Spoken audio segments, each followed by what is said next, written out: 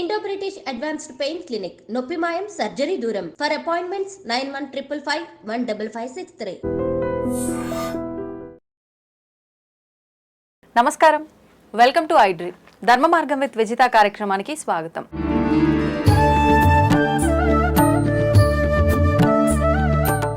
ప్రస్తుతం మనతో పాటు ఉన్నారు శ్రీ మహాకాళి ఉపాసకులు శ్రీ యోగి నరేంద్రానంద స్వామీజీ గారు. ఇప్పుడు వారితో మాట్లాడి మరిన్ని విషయాలు తెలుసుకుందాం. మన సనాతన ధర్మంలో నిజంగా మాంసాహారం గురించి ఎటువంటి ప్రాధాన్యత ఉంది, అసలు మాంసాహారం నిషిద్ధం అని చెప్తూ ఉంటారు, కొంతమంది ఏమో మాంసాహారం అమ్మవారికే నివేదన చేస్తూ ఉంటారు అని చెప్పి రకరకాలుగా మాట్లాడుతూ ఉంటారు. అసలు ఆహారం యొక్క ప్రాధాన్యత ఏంటి, ఇలాంటి మంచి మంచి విషయాలు ఇప్పుడు స్వామీజీతో మాట్లాడి తెలుసుకునే ప్రయత్నం చేద్దాం. నమస్కారం స్వామీజీ. స్వామీజీ, సనాతన ధర్మం అనగానే చాలా గొప్పది, చాలా పవిత్రమైనది. మనం కనుక ధర్మాన్ని ఆచరిస్తే మనం ప్రతి నిత్యం చేసే పనుల్లో కనుక మన ధర్మంలో కూడి ఉన్న పనులు ఏదైతే ఆచరిస్తూ ఉంటామో మన యొక్క జీవితం అనేది ఒక మంచి మార్గంలో వెళ్తుంది అని చెప్పి పెద్దవాళ్ళు చెప్తూ ఉంటారు. కానీ ఈ మధ్య కాలంలో సనాతన ధర్మం అనగానే 1కి 10 మంది 1000 మంది పుట్టుకొస్తున్నారు చెప్పడానికి. అసలు నిజంగా మాలాంటి వాళ్ళు సనాతన ధర్మం గొప్పది, ఓకే, ఈయన ఇలా చెప్తున్నారో ఆయన అలా చెప్తున్నారో, అసలు ఏది నిజమైన ధర్మం, మేము ఆచరించాలి అనిపిస్తే కనుక ఏం ఆచరించాలి అనే సందేహం ప్రతి ఒక్కరిలో ఉంటుంది. ఏంటి అసలు సనాతన ధర్మం అంటే, ఎలా ఆచరించాలి మేమందరం కూడా? శుభం తల్లి, ఒక మనిషి పుట్టిన కాడి నుంచి అంటే జన్మించిన దగ్గర నుంచి మరణించి అతనికి దశదిన కర్మలు చేసేంత వరకు, అతను మరణించిన నాటి నుండి సంవత్సరం పూర్తయి ఆబ్దికాలు జరిపేంత వరకు ప్రతి క్షణం అతని జీవితంలో ప్రతి క్షణం అంటే పుట్టుక దగ్గర నుంచి మరణించిన తర్వాత కూడా ఆత్మ ప్రయాణం ఎలా ఉంటుందని ఖచ్చితమైన ఆధారాలతో తెలియజేసినటువంటి ధర్మం సనాతన ధర్మం. సనాతన ధర్మం అనేదమ్మా మతం కాదు. ఒక మతం అంటే మనిషితో ప్రారంభమై తన యొక్క ఆలోచన విధానాలు అనేవి జనంపై రుద్దబడితే దాన్ని మతం అంటారు. మతం అనేది ఒక మనిషి ద్వారా ప్రారంభమవుతుంది. ధర్మం అంటే సృష్టితో పాటు ప్రారంభమయ్యేదాన్ని మాత్రమే ధర్మం అంటారు. సృష్టి ప్రారంభం ఎక్కడైతే ప్రారంభమైందో సృష్టితో పాటు ధర్మం కూడా ప్రారంభమైనది. అది సృష్టి అంతమైనంత వరకు అలాగే ఉంటుంది. చాలామంది అంటుంటారు ఈ మతం పెరిగిపోతుందండి, ఆ మతం పెరిగిపోతుందండి. ఏ మతం ఎక్కడికి పెరగదమ్మా. ఈ లక్షల సంవత్సరాల యుగంలో ఇప్పుడు త్రేతాయుగం, కృతయుగం, త్రేతాయుగం, ద్వాపరయుగం, కలియుగం, ఇక్కడ ప్రతి యుగంలో కూడా ధర్మానికి ఇబ్బంది జరుగుతానే ఉన్నది. మీరు ఈ విషయాన్ని గమనించాలి. తల్లి, ఇప్పుడు కృతయుగం రాముల వారి, త్రేతాయుగం రాముల వారిని తీసుకోండి. చాలామంది రాముల వారిని తీసుకుంటే రామాయణాన్ని తీసుకుంటే రాముల వారి జీవిత చరిత్ర గురించి ఆలోచిస్తారే కానీ ధర్మ అధర్మాల గురించి ఆలోచించరు. ఎక్కడైతే ప్రకృతికి విరుద్ధమైనటువంటి భావాలు పురుడు పోసుకుంటాయో, ఎక్కడైతే ఈ సహసిద్ధంగా ఏర్పడిన ప్రకృతి ధర్మాలు నాశనానికి బీజం పడతాయో ఆ బీజాన్ని కోకటేలు సహా పీకివేయటానికి దైవం అనేది ఉద్భవిస్తుంది. ఇప్పుడు రావణుడు రావణాసురుడుగా మారాడంటే అప్పుడే వాడిని తీసివేసిన అవసరం ఏర్పడింది. ఎందుకంటే వాడు ఆదిదేవుడైనటువంటి శివుడినే ధిక్కరించాడు. విమాన ప్రయాణంలో వెళ్తున్నప్పుడు రావణుడు కింద పార్వతీ పరమేశ్వరులు కైలాస పర్వతం మీద నృత్యం చేస్తుంటే ఆ కైలాస పర్వతం మీదుగా విమానాన్ని విమానం మీదకి వెళ్ళాడు. కానీ విమానం ముందుకు నడవలేదు. తెలిసిన విమానం ముందుకు నడవలేదు. అసలు కైలాస పర్వతం మీదకి ఏ విమానం ఎగరటానికి వీల్లేదు, అది దైవమైనా ఇతరదైనా. కానీ వీడి విమానం ఎగిరింది. సరే, కారణం ఏంటని అడిగాడు శోధకుడిని. కింద పార్వతీ పరమేశ్వరులు నృత్యం చేస్తున్నారయ్యా, ఇది కైలాస పర్వతం, దీన్ని మనం దాటకూడదు అని అంటే రావణుడు వస్తున్నాడని తెలీదా, ఆయనకి ఎంత అహం, నేను వస్తుంటే పక్కగా తప్పుకోద్దా అంటాడు. ఇక్కడ మీరు ఒక విషయం గమనించాల్సిన విషయం ఏంటంటే రావణుడు కూడా శివుడి భక్తుడే కదా. మరి ఎందుకు ఆయన అహంకారం పరిణమిల్లింది. అహంకారం అనేది మనిషి స్థాయిని మించి అహంకారం పెరిగినప్పుడు వాడి పతనం అక్కడే ప్రారంభమవుతుంది. అప్పుడు కదా వాడు దిగి ఈ కైలాస పర్వతాన్ని ఎత్తే ప్రయత్నం చేయటం. శివుడు బొట్టన వేలుతో కైలాసగిరి పర్వతాన్ని తొక్కితే ఈ వాడి యొక్క 20 చేతులు ఏళ్ళు కైలాస పర్వతం కింద వెళ్ళిపోయినాయి. ఎందుకంటే 10 తలలు రావణుడు కదా, 10 తలలు 20 చేతులు అన్ని కూడా కైలాస పర్వతం కింద అండిపోయాయి. తొక్కి పైన నిలబడ్డాడు. వాడి రవం అంటే అరుపుతో ప్రపంచం మొత్తం మొత్తం దద్దరిల్లిపోయింది. ప్రపంచం మొత్తం దద్దరిల్లిపోయింది. హా. దద్దరిల్లిపోతే అప్పుడు ఎవరో మహానుభావుడు వచ్చి, ఒరే ఈ అరవటం ఎందుకురా ఆపు, ఆ పరమేశ్వరుని స్తుతించు, అప్పుడు కనకరించి ఆ బొటనవేలు తీస్తాడు, నువ్వు లేచి బయటికి వెళ్ళొచ్చు అంటాడు. అప్పుడు రావణాసురుడు శివుని స్తుతిస్తాడు. స్తుతించినప్పుడు ఆయన గారు భక్తికి త్రోలడోళ్ళు కదా శివుడు అంటే, కాదు తీస్తాడు. ఆ వాడు పెట్టినటువంటి రవం, దాన్ని అరుపుని రవం అంటారు సంస్కృత భాషలో. వాడు పెట్టిన రవానికి ఈ ప్రకృతి ప్రపంచం మొత్తం చెవులు చిట్లిపోయేలాగా ఆ శబ్దానికి అల్లాడిపోతుంది సంవత్సరం కాలం మొత్తం. కనుక ఒరే నువ్వింత రవం పెట్టి అల్లకొల్లోలం చేశావు గనక నువ్వు నేటి నుంచి రావణుడు రా అని పేరు వచ్చింది వాడికి. అప్పటి నుంచి రావణుడు అని పేరు వచ్చింది. ఓకే, ఈ రావణుడు కాస్త అప్పుడు కూడా శివుడి యొక్క ఆత్మలింగాన్ని తీసుకున్నాడమ్మా. రావణుడు అని తక్కువ కూడా కాదు. కానీ వాడిలో ఎప్పుడైతే అసుర భావాలు పెరిగాయో, పరస్త్రీ వ్యామోహం పెరిగిందో, వాడు రావణాసురుడయ్యాడు. రావణ అసురుడయ్యాడు. ఇప్పుడు పరస్త్రీ వ్యామోహం అన్నారు కదా, అంటే మీరు మాట్లాడింది సీతమ్మ గురించేనా? కాదు కాదు, సీతమ్మ లంకలోకి వెళ్ళక ముందే కొన్ని వేల మంది స్త్రీలు ఉన్నారు అక్కడ. రాణివాస స్త్రీలు, రాక్షస స్త్రీలు. వారికి కంటికి ఎవరు నచ్చితే వాళ్ళని తీసుకెళ్లి వడశోకంలో పెట్టుకోవడమే. ఇప్పుడు రావణాసురుడు ఎంతో గొప్ప గొప్ప గ్రంథాలు, శాస్త్రాలు అవపోసన పట్టిన వారిలో హనుమంతుల వారు ఒకరు, రావణుడు ఒకరు అని అంటారు కదా. రావణ బ్రహ్మ, రాబోయే కాలంలో బ్రహ్మ అంటారు కదా. అంత జ్ఞానం ఉంది అనంటే, ఒకరికి చెప్పే స్థాయిలో ఉన్నారు అనంటే, ఆయన అంత మూర్ఖమైన ఆలోచనలు చేసి పరస్త్రీ వ్యామోహంలో ఉండటము ఏంటి? అదంతా అది మూర్ఖం కాదమ్మా, అహం. నేను గొప్ప, నేను తలుచుకుంటే ఏదైనా చేయగలను, కనుక నేను కోరుకుంటే ఏదైనా నా దగ్గరికి రావాలి, నేను శాసనకర్తను కనుక నేను శాసిస్తే ఏదైనా జరగాలి. ఇది మనిషిని పతనానికి దారితీస్తుంది. సో ఇప్పుడు రాములు వారు సీతమ్మను తెచ్చుకోవాలనే లెక్క అయితే హనుమంతుడే తెచ్చును కదా. అవును, హనుమంతుడే తీసుకొద్దును కదా. లేదు, విభీషణుడిని ఎల్లగొట్టినప్పుడు విభీషణుడు వారైనా అమ్మా నువ్వు మహాసాధ్యవి, అదే కదా చెప్పింది రావణాసురుడికి. ఆమె మహాసాధ్వి, మహా ఇల్లాలు, ఆమె జోలు ఎల్లకి రావణ అన్నయ్యని బ్రతిమలాడతారు కదా. మరి అలాంటప్పుడు ఏనే బ్రతిమలాడి ఆమెను తీసుకొచ్చుకోవచ్చు కదా. మరి సీతమ్మ ఎందుకు రాలేదు ఇల్తమని అడిగిన? రావణ వారు వస్తేనే వస్తానని ఎందుకు అన్నది ఆవిడ గారు? రావణ వారు వస్తేనే వీడి పతనం ప్రారంభమవుతుంది. ఇప్పుడు సీత వెళ్ళిపోతే మరి ఇంకో తీసుకొచ్చి పెడతాడు, మరి ఇంకో కుటుంబం ఆగమైపోతుంది. అయితే ఒక చిన్న సందేహం అండి, నేను ఇంతకు ముందు వేరే గురువులతో చేసినప్పుడు వాళ్ళు నాతో మాట్లాడిన విధానంలో అసలు రావణుడు తీసుకెళ్ళింది సీతమ్మ వారిని కాదు, ఒకవేళ తీసుకెళ్లిన విధానం కూడా ఆయన ఆడవారి పైన వ్యామోహంతో కాదు, శూర్పణఖ ముక్కు చెవులు విషయంలో ఆ కోపంతో అలా తీసుకెళ్లాల్సి వచ్చింది ఒక విషయం. ఇంకొక విషయం, అసలు తీసుకెళ్ళింది సీతమ్మ వారిని కాదు, ఆమె అగ్ని ఏదైతే ఉందో అది దాటి రాలేదు, అక్కడ అగ్నిలో ఉన్న లక్ష్మీ అమ్మవారు కొలువై ఉన్నారు, లక్ష్మీ అమ్మవారిని తీసుకెళ్లారని. ఇదంతా నిజమే అంటారా, లేదంటే ఎవరికి తోచినట్టు వాళ్ళు మాట్లాడటమా? మనకి దేనికైనా అమ్మ ఒక ప్రామాణికత రావాలి. మనం వాల్మీకి రామాయణం గురించి మాట్లాడుకున్నాం. వీళ్ళందరూ సొంత రామాయణాలు ఏది మాట్లాడినా మనకు తెలియదు తల్లి. మేము పారాయణ చేసింది వాల్మీకి రామాయణం, వ్యాస భారతాన్ని చదివాం, వాల్మీకి రామాయణాన్ని చదివాం, మనం దాని గురించి మాట్లాడుకుందాం. అవునండి, ఓకేనా. ఇప్పుడు హనుమంతుడు చూసింది ఎవరిని? సీతమ్మ వారిని. మరి మీకు సెలవిచ్చినటువంటి మహానుభావుడు ఎవరిని చూసారో నాకైతే తెలియదు, కానీ అక్కడ సుందరాకాండ మొత్తం చదివితే దాంట్లో ఏంటో తెలుస్తుంది. ఇలాంటి మాటలన్నీ వినటం వల్లే మాకు కూడా వీటన్నిటిపైన నమ్మకం పోతుంది. ఇప్పుడు అది పిచ్చి మాటలమ్మా. ఇప్పుడు ఒకటి సామాన్యుడు మాట్లాడటానికే 1,00,000 ఆధారాలు చూసుకుంటారు. అవునండి, ఆయన దశావతారంలో ఒక అవతారం, సాక్షాత్తు విష్ణుమూర్తి.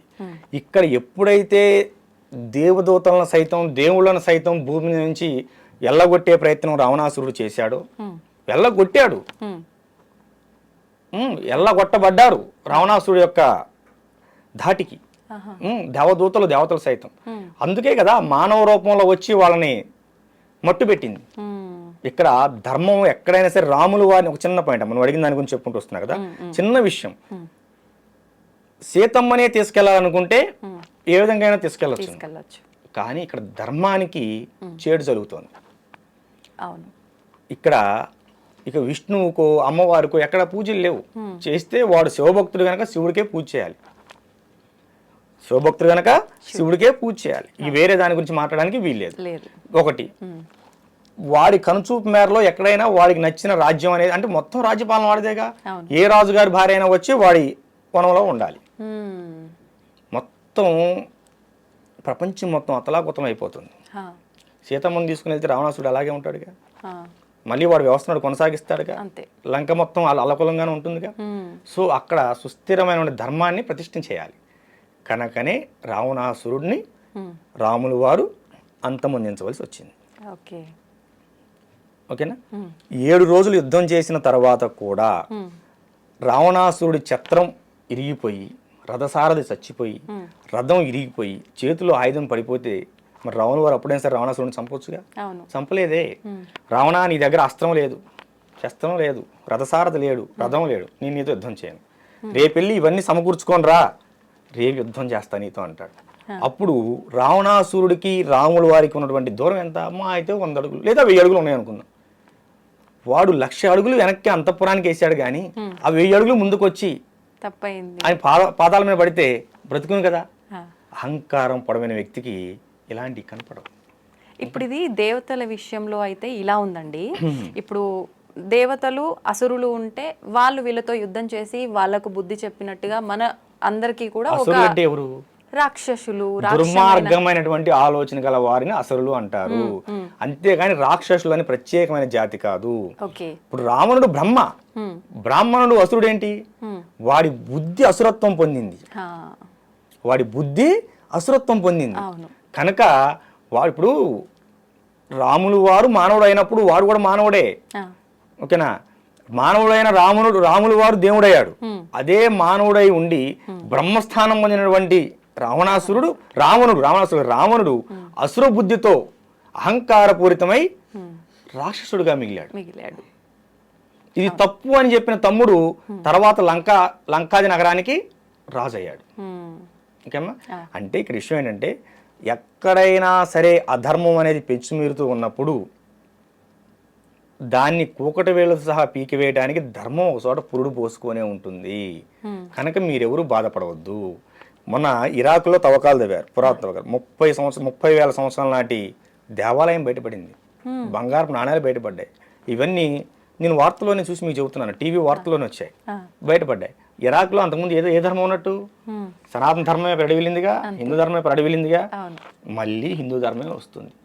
ఈ కొట్లాటలు కొట్టుకొని తిట్టుకొని బాంబులు వేసుకొని అలిసిపోయి అందరూ ఇక చాలు, మనకి ఈ మతాలు వద్దు, మన ధర్మానికి మనం పోదాం, నమస్కారం అంటారు. నిన్నటిదాకా కేరళ అలా ఉన్నది, కేరళ మన ధర్మం వైపు వచ్చిందిగా. అన్నీ వస్తాయి ఇప్పుడు. కానీ వస్తాయని మీరు చెప్తున్నారు, రావచ్చేమో భవిష్యత్తులో. కానీ ఇప్పుడు మాత్రం మత మార్పిడిలు చాలా ఎక్కువగా చూస్తున్నాం కదా. అంటే హిందూ ధర్మంలో ఉన్న వాళ్ళే ఇక్కడ ఏదో జరగట్లేదు అని చెప్పి ఇంకొక మతంలోకి మారటము ఇలాంటివి చూస్తున్నాం కదా. మతం మారటం అనేది అది మనిషి యొక్క దౌర్భాగ్యానికి నిదర్శనం. ఎందుకంటే మనసు అనేది మారకుండా నువ్వు ఎక్కడికి వెళ్ళినా ఏమీ సాధించలేవు.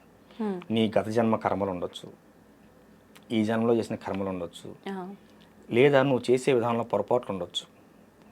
మనసుకి జబ్బు చేస్తే మాలాంటి స్వామీజీలు వైద్యం చేస్తారు. శరీరానికి జబ్బు చేస్తే స్వామీజీ అయినా ఎంబీబీఎస్ దగ్గరకు, ఎండి దగ్గరకు వెళ్ళాలి. దౌర్భాగ్యం నీ మనసులో పెట్టుకుని నువ్వు ఏ మతంలో పోతే ఏమున్నది?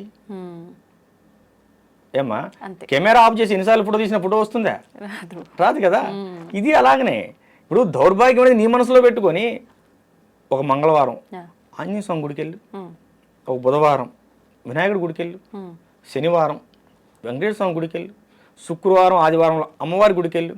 అసలు ఏ వారంతో మళ్ళీ శివయ్య దగ్గరికి వెళ్ళు. మనం వెళ్ళాం కదా.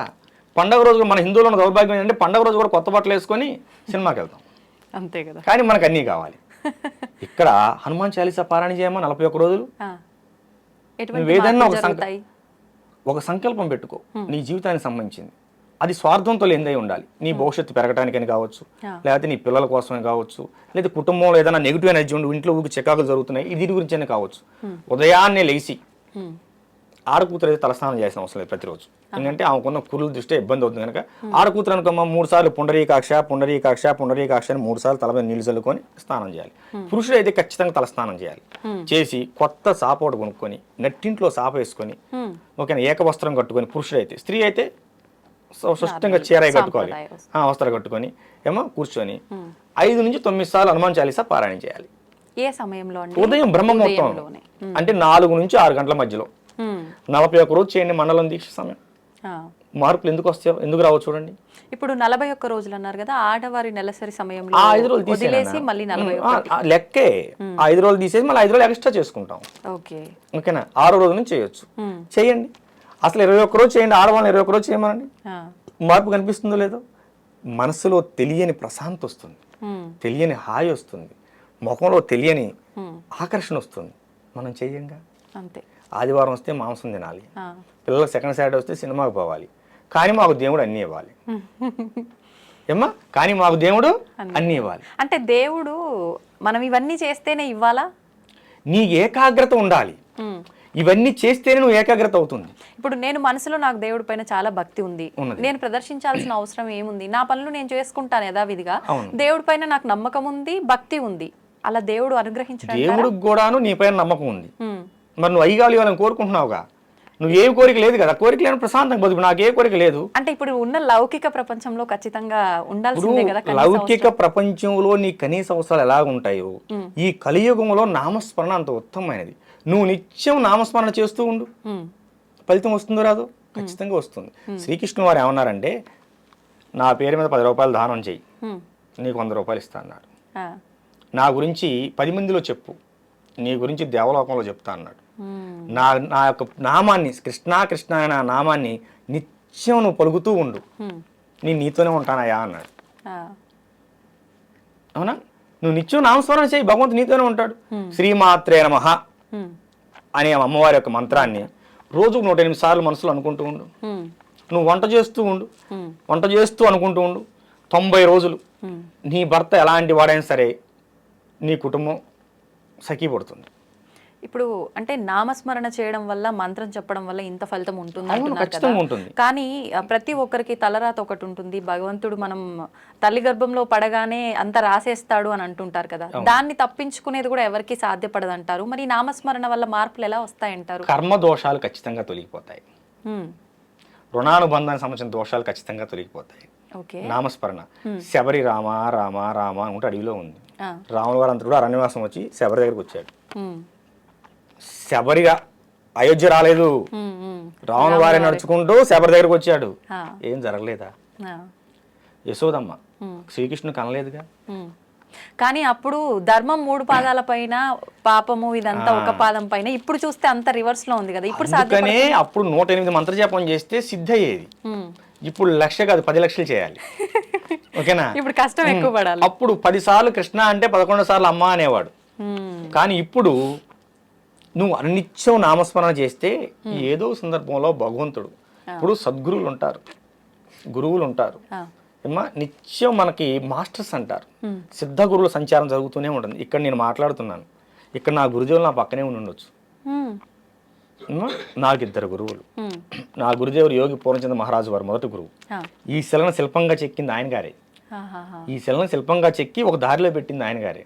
2018లో మా గురుదేవులు లలితా అమ్మవారిలో ఐక్యమయ్యారు. మా గురుదేవులు లలితా ఉపాసకులు, గొప్ప లలితా ఉపాసకులు.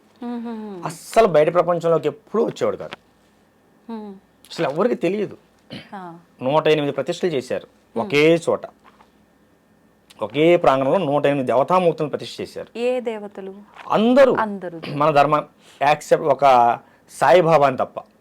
ఏ సాయిబాబా దేవుడు కాదు, గురువు దేవుడు కాదు, గురువు ఏమ్మా దేవుడు కాదు.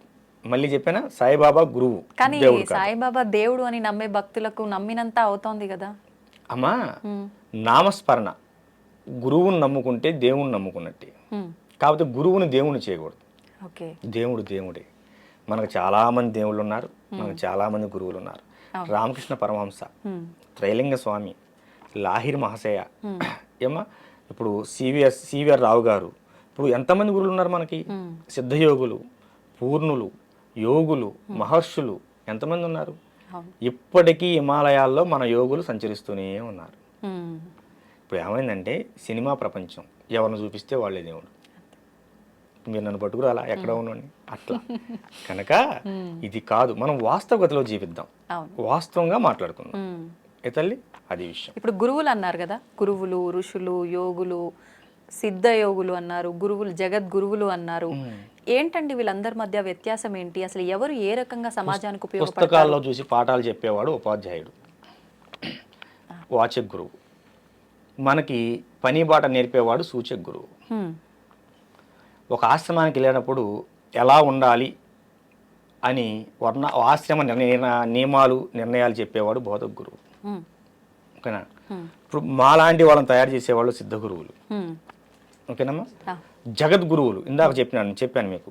ఎవరైతే తన పరివారంతో వస్తూ ఉన్నారో వారిని చూసి గురువులు సైతం లేచి, తన శిష్యులతో సైతం లేచి నిలబడి ప్రణమిల్లుతారో వారు జగద్గురువులు.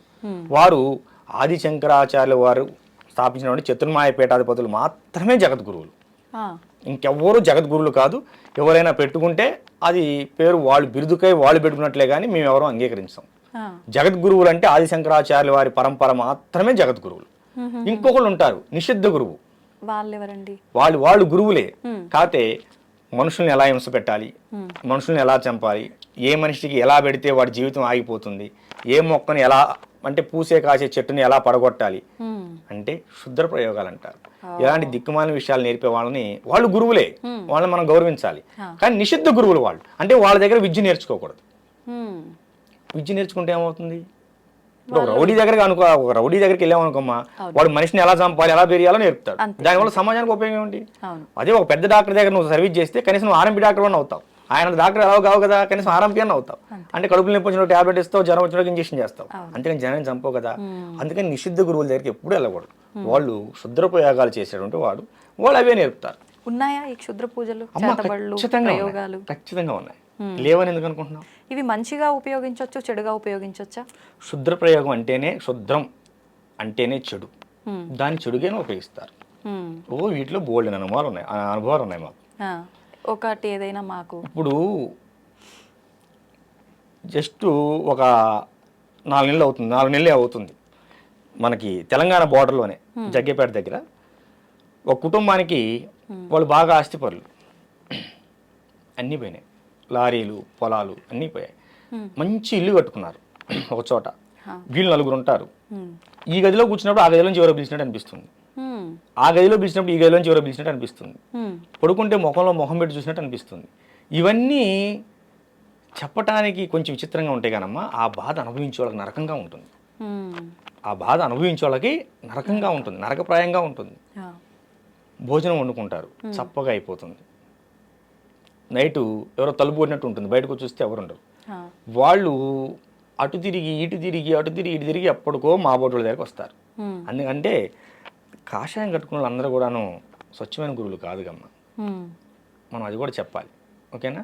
కనుక ఈ ఆటుపోట్లు తిని ఉన్న డబ్బులన్నీ పోగొట్టుకొని ఆ ఐశ్వర్యం ఆరోగ్యం రెండూ పోగొట్టుకున్న తర్వాతే మాలాంటి వాళ్ళ దగ్గరికి వస్తారు. దాన్ని చండక్రియ అంటారు, చండా ప్రయోగం, చండ ప్రయోగం అంటారు. అంటే ప్రయోగాల్లో ఇది ఒక ప్రయోగం పేరా ఏంటి అసలు? ప్రేతోన్మాదం, భూతోన్మాదం, ఏమా రక్తబేతాళం, చండ ప్రయోగం, ఇట్లా 108 రకాల ప్రయోగాలు ఉంటాయి. వాక్ స్తంభన, బుద్ధి స్తంభన, క్రియాస్తంభన, కట్టేయటం. ఇప్పుడు రక్తబేతాళం చేస్తే వాడి రక్తం తగ్గిపోతూ ఉంటుంది. ఏ హాస్పిటల్కి వెళ్ళినా టెస్టులు ఏమీ రాదు, కానీ రక్తం ఉండదు, పాలిపోతూ ఉంటారు. క్షుద్ర ప్రయోగం వల్ల జరిగే ముఖ్యమైన విషయం ఏంటంటమ్మా, ఐశ్వర్యం ఆరోగ్యం రెండు దెబ్బతింటాయి. ఎందుకంటే ముందు ఆరోగ్యం దెబ్బతింటుంది. దీనికోసం మనం యాక్చువల్గా హాస్పిటల్కి వెళ్తాం కమ్మా, హాస్పిటల్ చుట్టూ తిరుగుతాం. ఏ హాస్పిటల్కి వెళ్ళినా 3 రోజులు మాత్రమే బాగుంటుంది, 4 రోజులు మళ్ళీ మరొక వస్తుంది. డాక్టర్ గారు బాగా చూడలేదు అనుకుంటారు, కానీ ఇక్కడ ఇంకేదో ఉందనుకోరు. డాక్టర్ గారు ఎందుకు బాగా చూడరమ్మా? అందులో ఇవాళ రేపు అన్ని మూఢనమ్మకాలు అనే భావనలో ఉన్నారు కాబట్టి వెళ్ళిపోతారు. కానీ మూఢనమ్మకం కాదమ్మా, ఖచ్చితమైన నమ్మకం. కర్ణాటకలో ఇప్పుడు కూడా చేతబడుల మీద కేసులు కట్టే సెక్షన్లు ఉన్నాయి, మనం నిరూపించుకోవచ్చు. కానీ మన దగ్గర ఆ సెక్షన్ లేవు. అవి వస్తే బాగుంటుంది ఇప్పుడు కూడా. ఎందుకంటే ఇప్పుడు కూడా మనం చాలా చోట చూస్తుంటాం, మీరు చూడండి, మనుషులు బొమ్మలేసి ముగ్గులేసి వేస్తూ ఉంటారు, నిమ్మకాయలు పెడుతుంటారు. అలానే ఉంటున్నాయా విధానాలన్నీ ఈ చేతబడులకు సంబంధించినవి? కొన్ని అలా ఉంటాయి. శ్మశానంలో ఇంత బూడితో చేయొచ్చు. ఓకేనా? ఇప్పుడు శ్మశాన కాళి త్రైలింగ స్వామి వారు చేశారు. మరి ఆయన గారు మహా గొప్ప యోగి అయ్యారు, 300 సంవత్సరాలు బతికారు కాశీలో. కాశీలో జల సమాధి అయ్యారు, కానీ సమాధి కాల, వెళ్తూ వెళ్తూ మాయమైపోయాడు పెట్టిలో. అందరు చూస్తుండగానే అవి శాసనాలు ఉన్నాయి, బ్రిటిషర్లు రికార్డ్ చేశారు. వాళ్ళు మళ్ళీ రావాలనుకుంటే వచ్చే అవకాశం వచ్చేస్తారు కదా, వస్తారు. మేము కాశీ వెళ్ళినప్పుడు వారి క్షేత్రానికి ఆ యొక్క ఆశ్రమానికి వెళ్ళలేకపోయాం. అప్పుడు బాగా వర్షాలు, ఎటు వెళ్ళలేని పరిస్థితి, అది దర్శనం చేసుకోలేకపోయాం. కాశీలో కూడా మేము చాలా చోట్ల మేము ధ్యానం చేసుకోవడం జరిగింది. ఈ క్షుద్ర ప్రయోగాలు అనేవి ఉన్నాయి నాన్న. ఇప్పుడు సీరియల్లో మీరు అన్నట్టుగా సీరియల్లో చూపించినట్టు వాళ్ళ వస్త్రాలు, వాళ్ళ గోర్లు, వాళ్ళకి సంబంధించిన ఏదో ఒకటి తీసుకొని దాని ద్వారా చేస్తారని చెప్పి అంటుంటారు కదా, అలానే ఉంటుందండి? అంటే ఒక మనిషికి ప్రయోగం చేయాలనుకున్నప్పుడు ఏమ్మా ఖచ్చితంగా ఆ మనిషికి సంబంధించిన ఏదో వస్తువుని సేకరిస్తారు.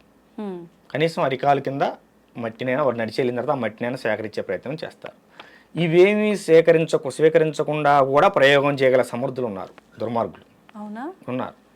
ఇవి సేకరించి చేసేవాళ్ళు కూడా ఉన్నారు. కానీ ఖచ్చితంగా వస్త్రం అనే మన వస్తువు ఏదైనా కావచ్చు, మీరు అన్నట్టు గోర్లు కావచ్చు, జుట్టు కావచ్చు, ఏదైనా కావచ్చు, వారికి లభిస్తే 100కి 100 పాలు సక్సెస్ఫుల్గా చేయగలుగుతారు. కనుక కొంచెం మనం ఇవి ఉన్నాయి నాన్న, ఖచ్చితంగా క్షుద్ర ప్రయోగాలు ఉన్నాయి, 100కి 100% ఉన్నాయి. మీరు నమ్మినా నమ్మకపోయినా ఇది వాస్తవం. ఇప్పుడు ఎవరిపైనో ప్రయోగం జరిగింది అంటే వాళ్ళు నానా రకాలుగా ఇబ్బంది పడతారు, ఆఖరికి ప్రాణాలు కూడా కోల్పోతారు.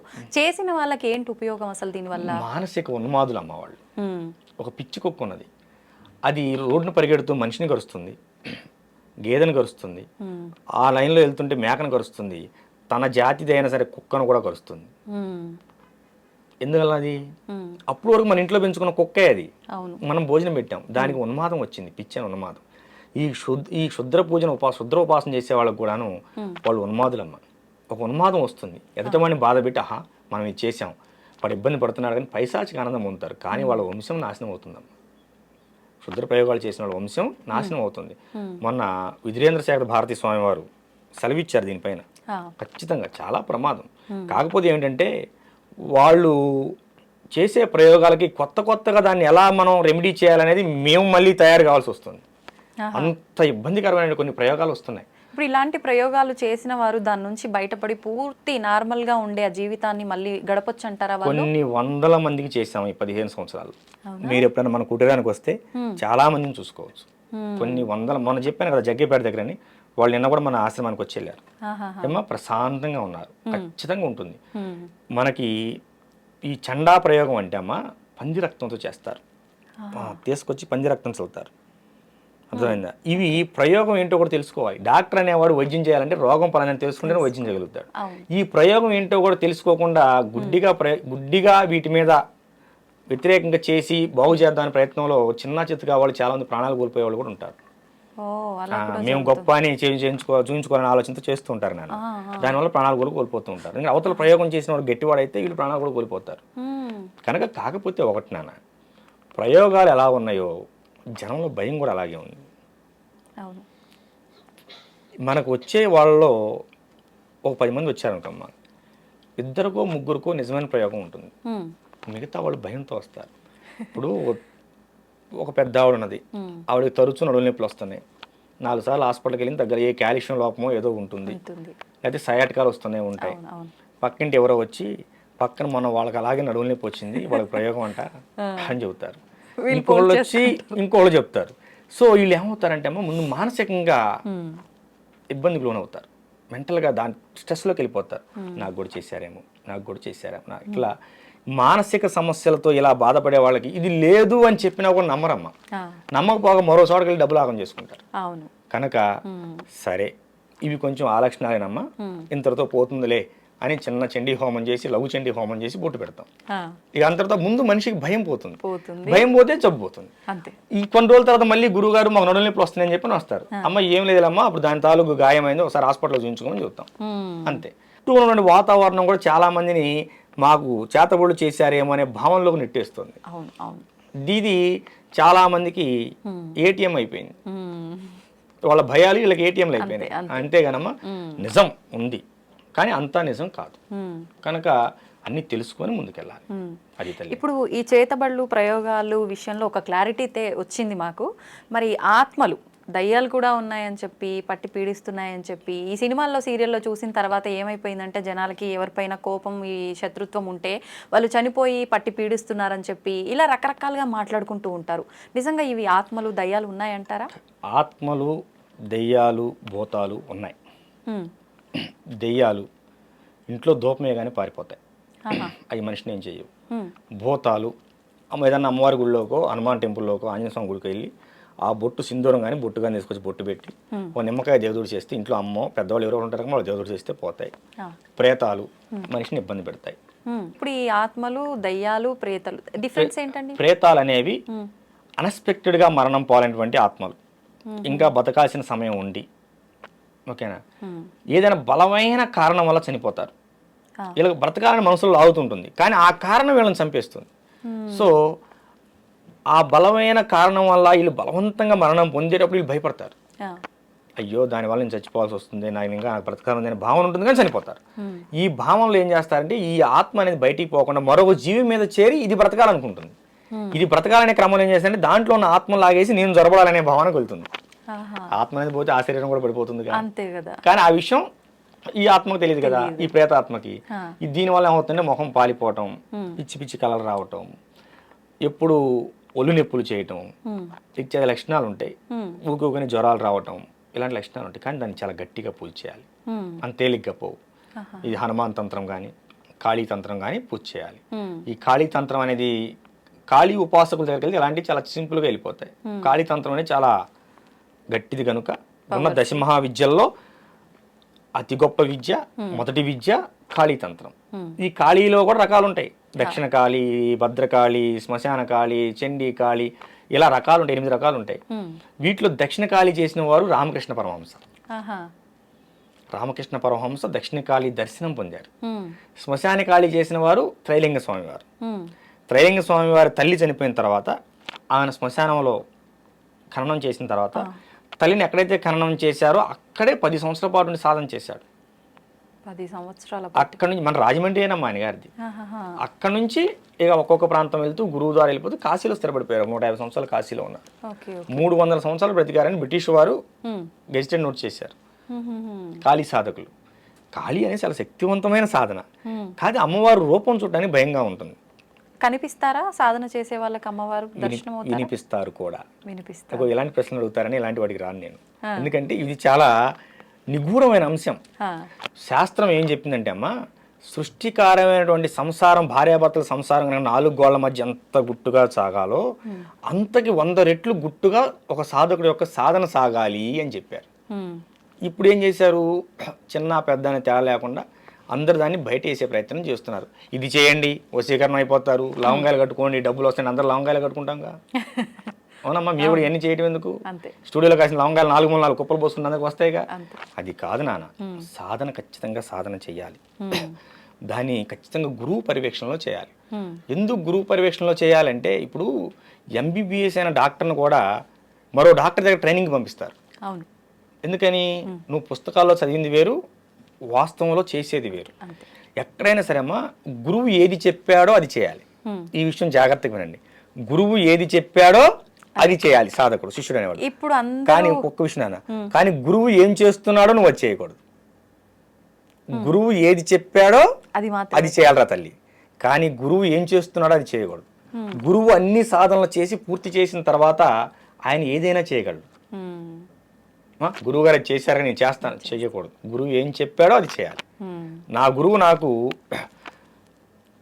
సగం వరకు నన్ను యోగి పూర్ణచంద్ర మహారాజు గారు నడిపించి లింగైక అమ్మవారి లలితాదేవిలో ఐక్యమైపోయారు. 2 సంవత్సరాలు బాధపడ్డాను.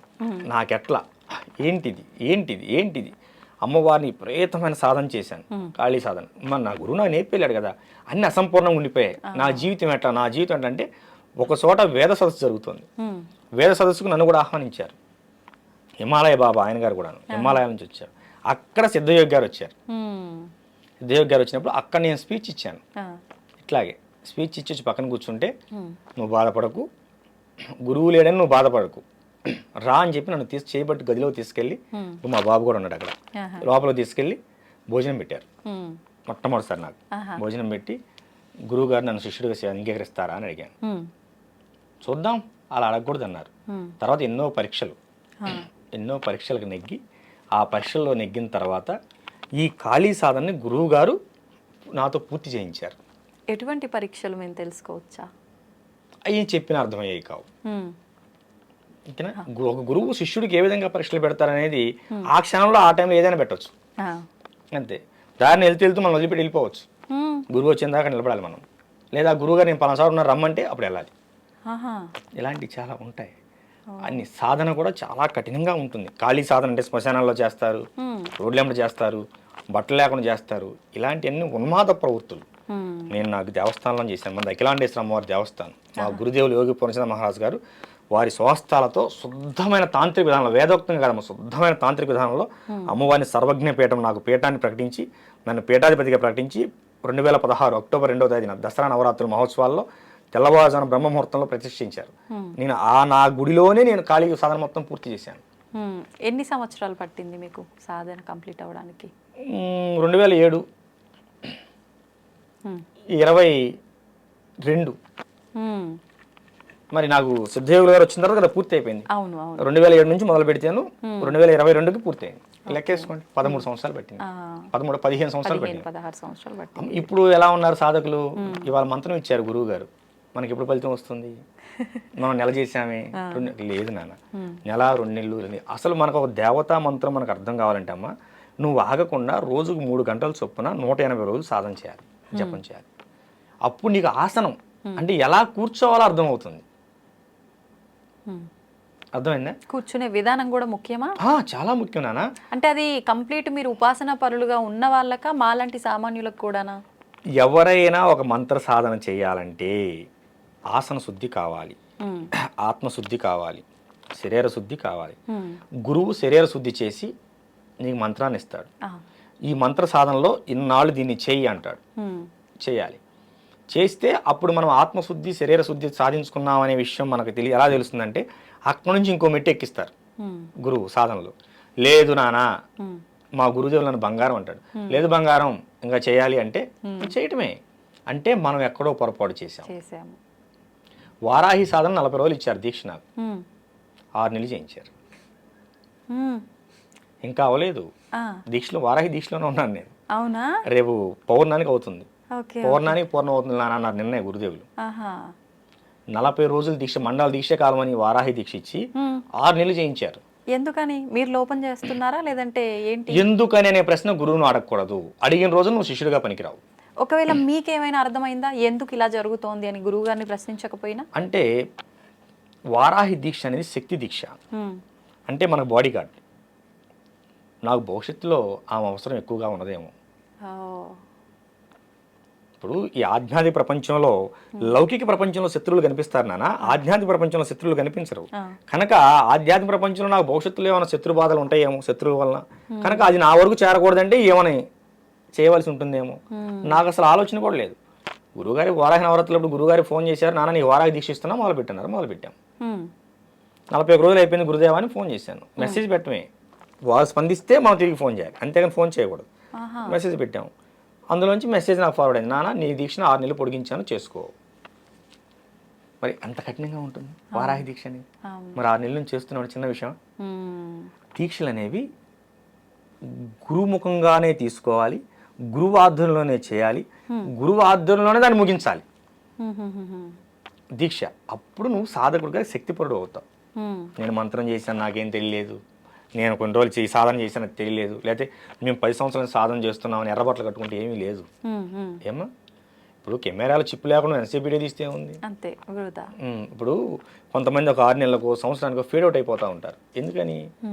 ఏదో కాస్త కూర్చి చేసినటువంటి శక్తి సాధనా ఫలం అని నీ చుట్టూ కొంత ఆరాం ఉంటుంది.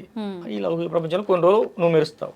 తర్వాత ఒక గురువు అనేవాడు నాన్న నిత్య సాధకుడై ఉండాలి, నిత్యం సాధన చేస్తూనే ఉండాలి. దీపం అనేది వెలుగుతూ ఉంటేనే మరొక దీపాన్ని వెలిగించగలదు, చీకట్లో నీకు దారి చూపించగలదు. గురువు అనేవాడు నిత్యం వెలుగుతూనే ఉండాలి, అంటే నిత్యం సాధన చేస్తూనే ఉండాలి. ఇది మా గురుదేవులు మాకు చెప్పినటువంటి మాట.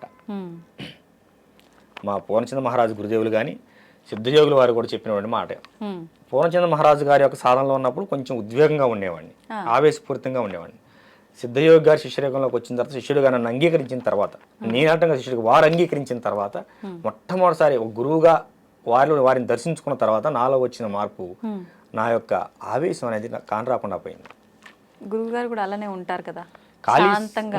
అంటే మీ విషయంలో కూడా అలానే ఉంటారా, మా అందరితో అలా ఉంటారా? లేదమ్మా, చాలా కఠినంగా ఉంటారు శిష్యుల విషయంలో. ఏది చెప్పారో అది చేయాలి అంతే. అలా ఇప్పుడు తండ్రి ఎందుకు కోప్పడతాడు, బిడ్డ బాగుండాలనే కదా. కానీ చాలా ప్రేమగా ఉంటారు. సాధన విషయంలో అసలు చాలా కఠినంగా ఉంటారు. కొంచెం దీనికి చెప్పాను కదా చేయి అడగకూడదు.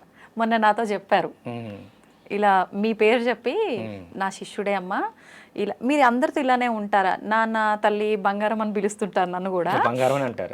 నేను మీరు ఇంతే ప్రేమగా ఉంటారా మామూలుగా శిష్యుల విషయంలో కూడా, అలా ఉంటే వినరు కదా, మీ శిష్యులు ఎలా ఉంటారని నేను అడిగాను అనమాట.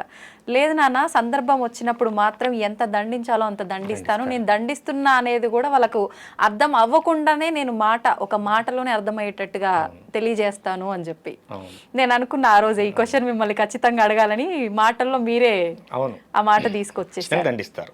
ఒక కార్యక్రమానికి వెళ్ళాం, ఈ హైదరాబాద్ దగ్గరికి, వరంగల్ దగ్గరికి వచ్చాం. గురువు గారు ఉదయం టిఫిన్ చేయరు, అల్పాహారం స్వీకరించరు. అక్కడ కార్యక్రమం జరుగుతుంది, ఒక హోమం జరుగుతుంది, ఒక 15 రోజుల క్రితం. అందులో నాతో ఒక హోమం చేయించాలని చెప్పి ముందుగానే ఇంటిమేషన్ ఇచ్చారు. నేను ఖాళీ చదవకుండా కదా, ఖాళీ హోమం నాతో చేయించాలి నాన్న, నువ్వే వచ్చి హోమం చేయాలన్నారు. చేశాను, వెళ్ళాను, అందరం వెళ్ళాం. అక్కడ నా శిష్యుడు ఉన్నాడు ఆ ప్రాంతంలో. నేను అలాగని నా శిష్యుడు నన్ను ఎత్తుకుంటూ వచ్చాడు. వచ్చిన నా కోసం నా శిష్యుడు ఏం చేశాడు, ఉదయాన్నే అల్పాహారం తీసుకొచ్చాడు. ఇక్కడ ఈ గురువుగారు ఏం చేశారు, గురువుగారు నా కోసం టిఫిన్ చేయించారు. ఆ రోజు ఎప్పుడు లేని ఆ రోజు ఆశ్రమంలో టిఫిన్ చేయించారు భక్తులందరికీ. నా శిష్యుడు వచ్చాడు, వాడు ఉదయాన్నే టిఫిన్ నాకు టిఫిన్ చేయడం అలవాటు, నన్ను ఉదయాన్నే అల్పాహారం తీసుకోవడం అలవాటు, వాడి కోసం టిఫిన్ చేయండి అని చెప్పారు. ఆ విషయం నా దాకా రాలేదు. నా శిష్యుడు తీసుకొచ్చిన టిఫిన్ నేను చేశాను. ఏం జరిగింది అప్పుడు? ఏదైనా జరగండొచ్చు, ఏదో పెద్దగా జరుగుంటది. బయటికి వెళ్ళిపోవన్నారు, పాదాల మీద పడ్డాను. తర్వాత చెప్పారు, మీకోసమే చేయించారు అల్పాహారం, మీరు చేయలేదు అని.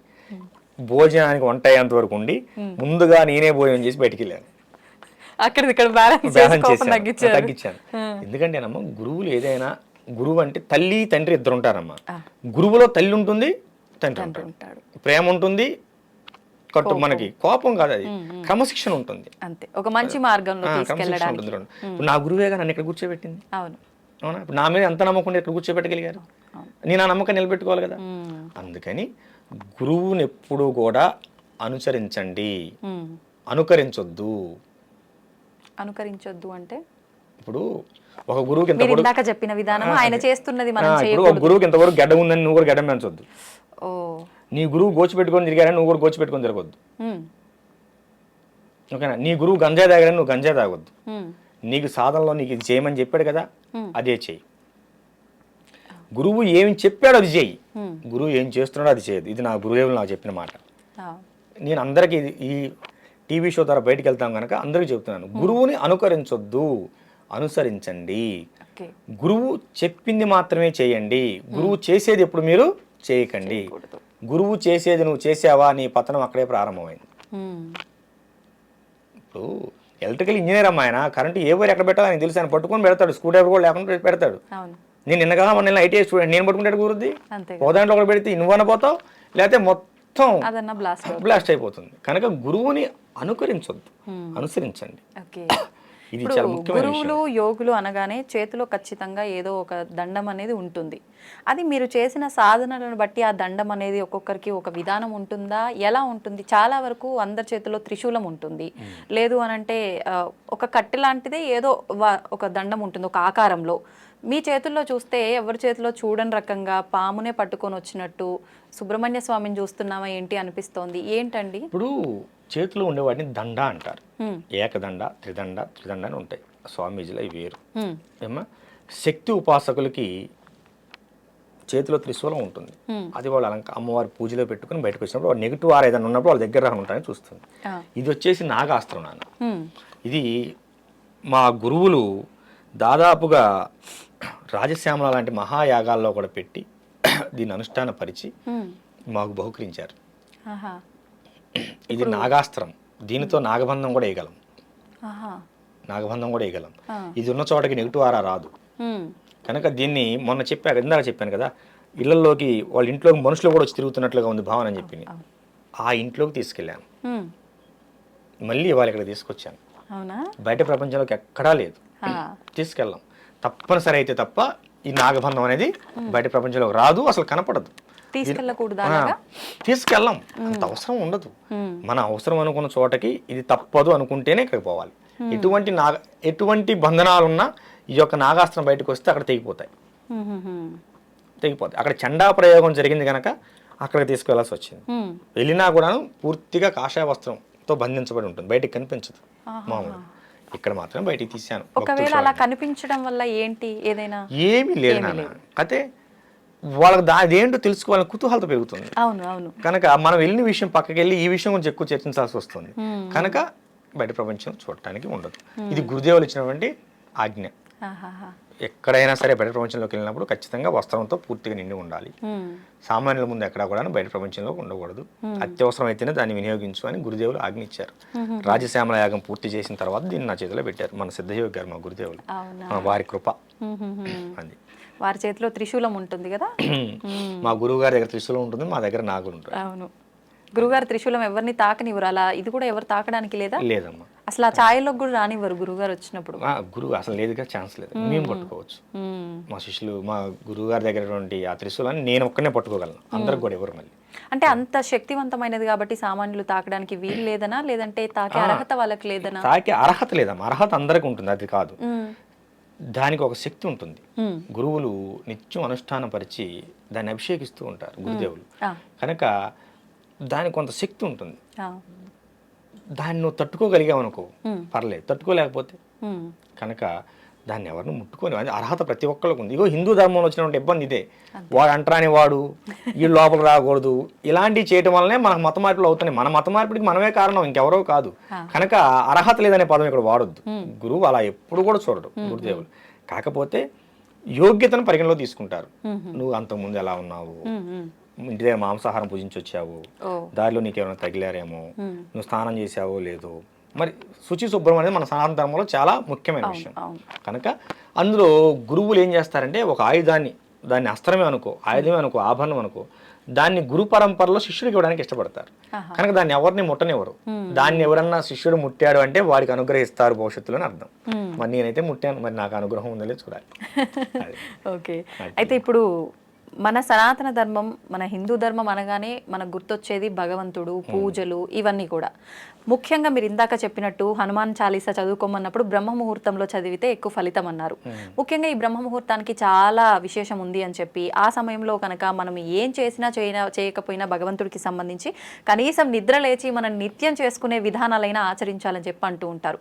ఎందుకని ఆ ముహూర్తంలో అంత గొప్ప ఏముంది అసలు? బ్రహ్మ ముహూర్తం, ప్రాతకాలం, ప్రదోషకాలం, సంధ్యాకాలం. బ్రహ్మ ముహూర్తం 4 గంటల నుంచి 6 గంటలకి. ప్రాతకాలం అంటే ఉదయ గడియలు, సూర్యుడు ఉదయించిన దగ్గర నుంచి. సంధ్యాకాలం అంటే సాయంత్రం 4 తరాల నుంచి 6 గంటల వరకు వచ్చే కాలం. ప్రదోషకాలం, అదే దాన్ని ప్రదోషకాలం అంటారు. సూర్యుడు ఉదయించక ముందు, ఉదయించిన తర్వాత, సూర్యుడు అస్తమించక ముందు అంటే అస్తమించే ముందు, అస్తమించిన తర్వాత, ఇవి శక్తివంతమైన సమయాలు. ఇది మన ఋషులు చెప్పారు. ఇవి చాలా శక్తివంతమైన సమయాలు.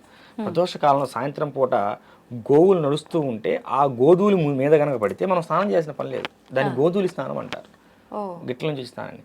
అది ఆ సమయంలో మనకి ప్రకృతి నుంచి శక్తి అనేది గట్టిగా ఉత్పన్నం అవుతూ ఉంటుంది.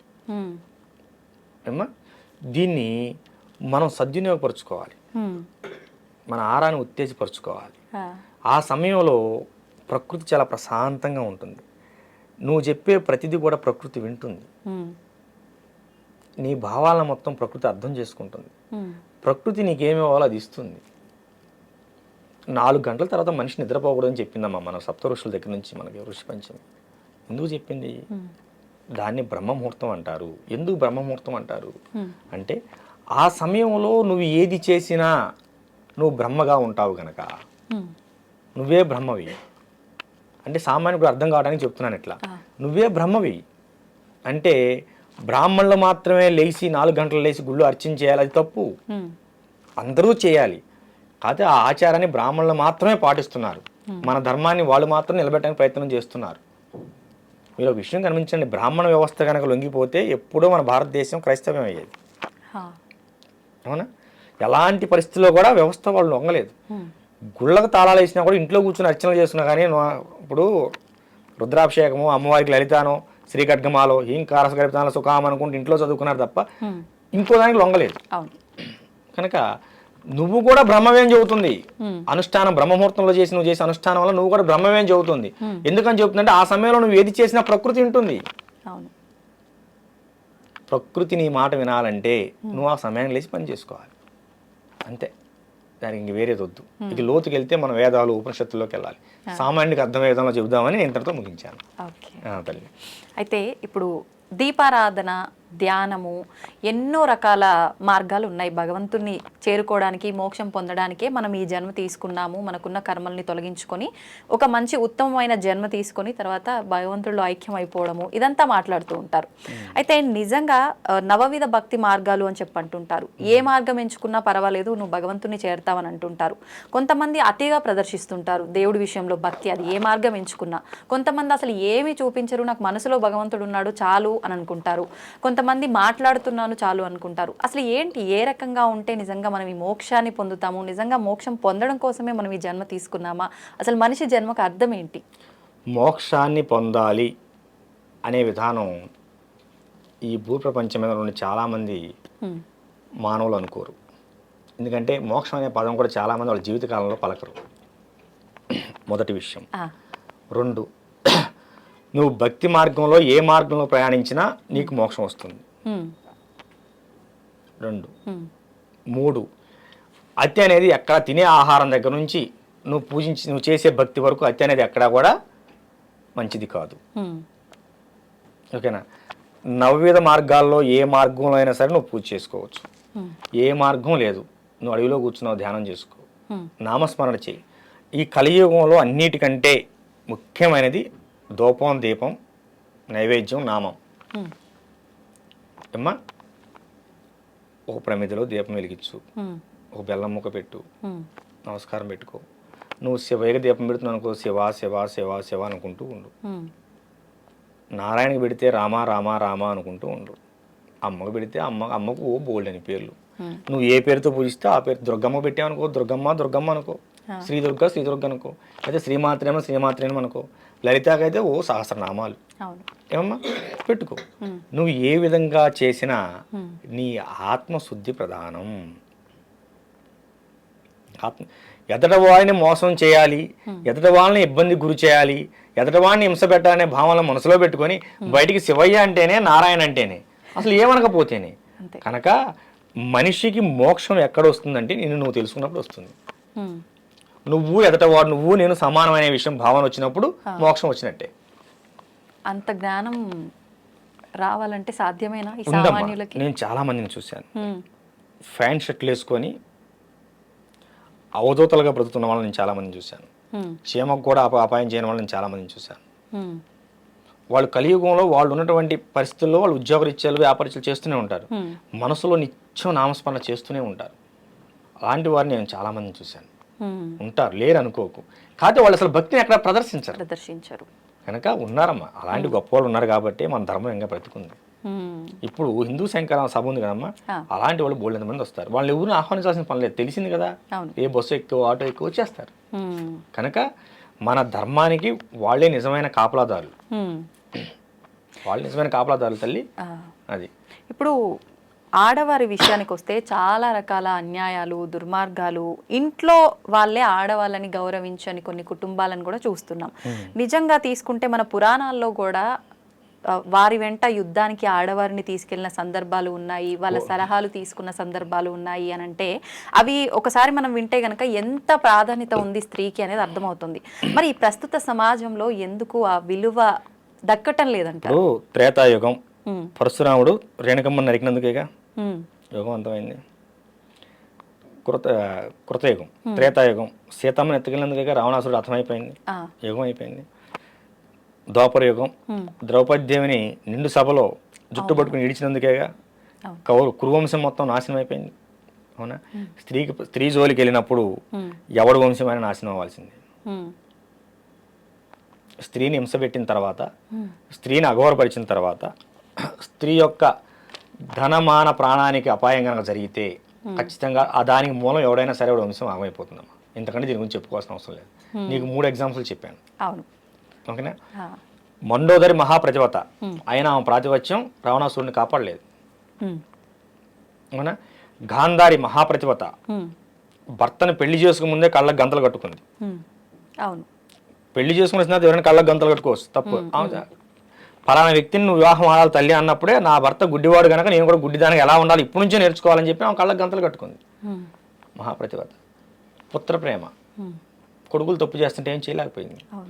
అమ్మా, నిండు సభలో ద్రౌపది ఏకవస్త్రంతో రజస్వలైనటువంటి స్త్రీని ఏకవస్త్రంతో ఈడ్చినప్పుడు వికర్ణుడు మాత్రమే అడ్డు చెప్పాడు. వికర్ణుడు మాత్రమే అడ్డు చెప్పాడు. లేచి ధర్మరాజు ఓడిపోయిన తర్వాత పందెం కట్టాడు, ఇది నగ్గదు, ఈ కురు సభలో ఇంతమంది గొప్ప గొప్ప ఉన్నారు, భీష్ముని తాత నువ్వు అన్యాయం చేస్తున్నావు, ఇది కరెక్ట్ కాదు అన్నప్పుడు కర్ణుడు దుర్యోధనుడు గద్దిస్తారు వికర్ణుడిని, నీకేం తెలుస్తుంది వర్మి అని. చివరికి వికర్ణుని చంపాల్సి వచ్చినప్పుడు భీముడు బాధపడతాడు.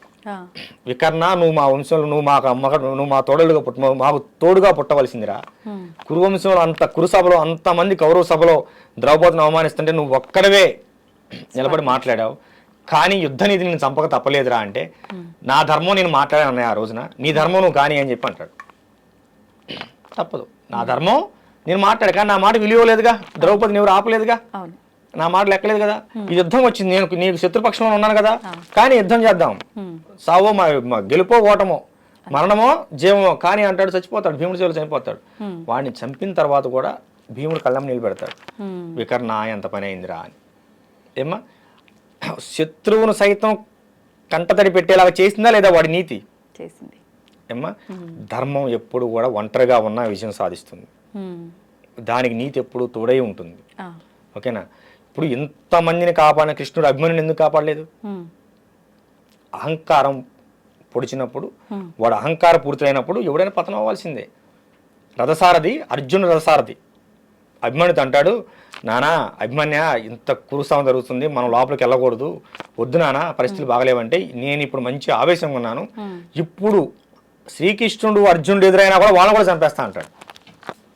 ఖతం, వాడి జీవితం అంతటితో ముగిసిపోవలసిందే. అంటే అహంకారం ఎంత స్థాయికి వెళ్ళిందంటే దేవుని సైతం చంపుతానే స్థాయికి వెళ్ళిపోయింది. మేనమామ దేవుడితో సమానం. ఓకేనా?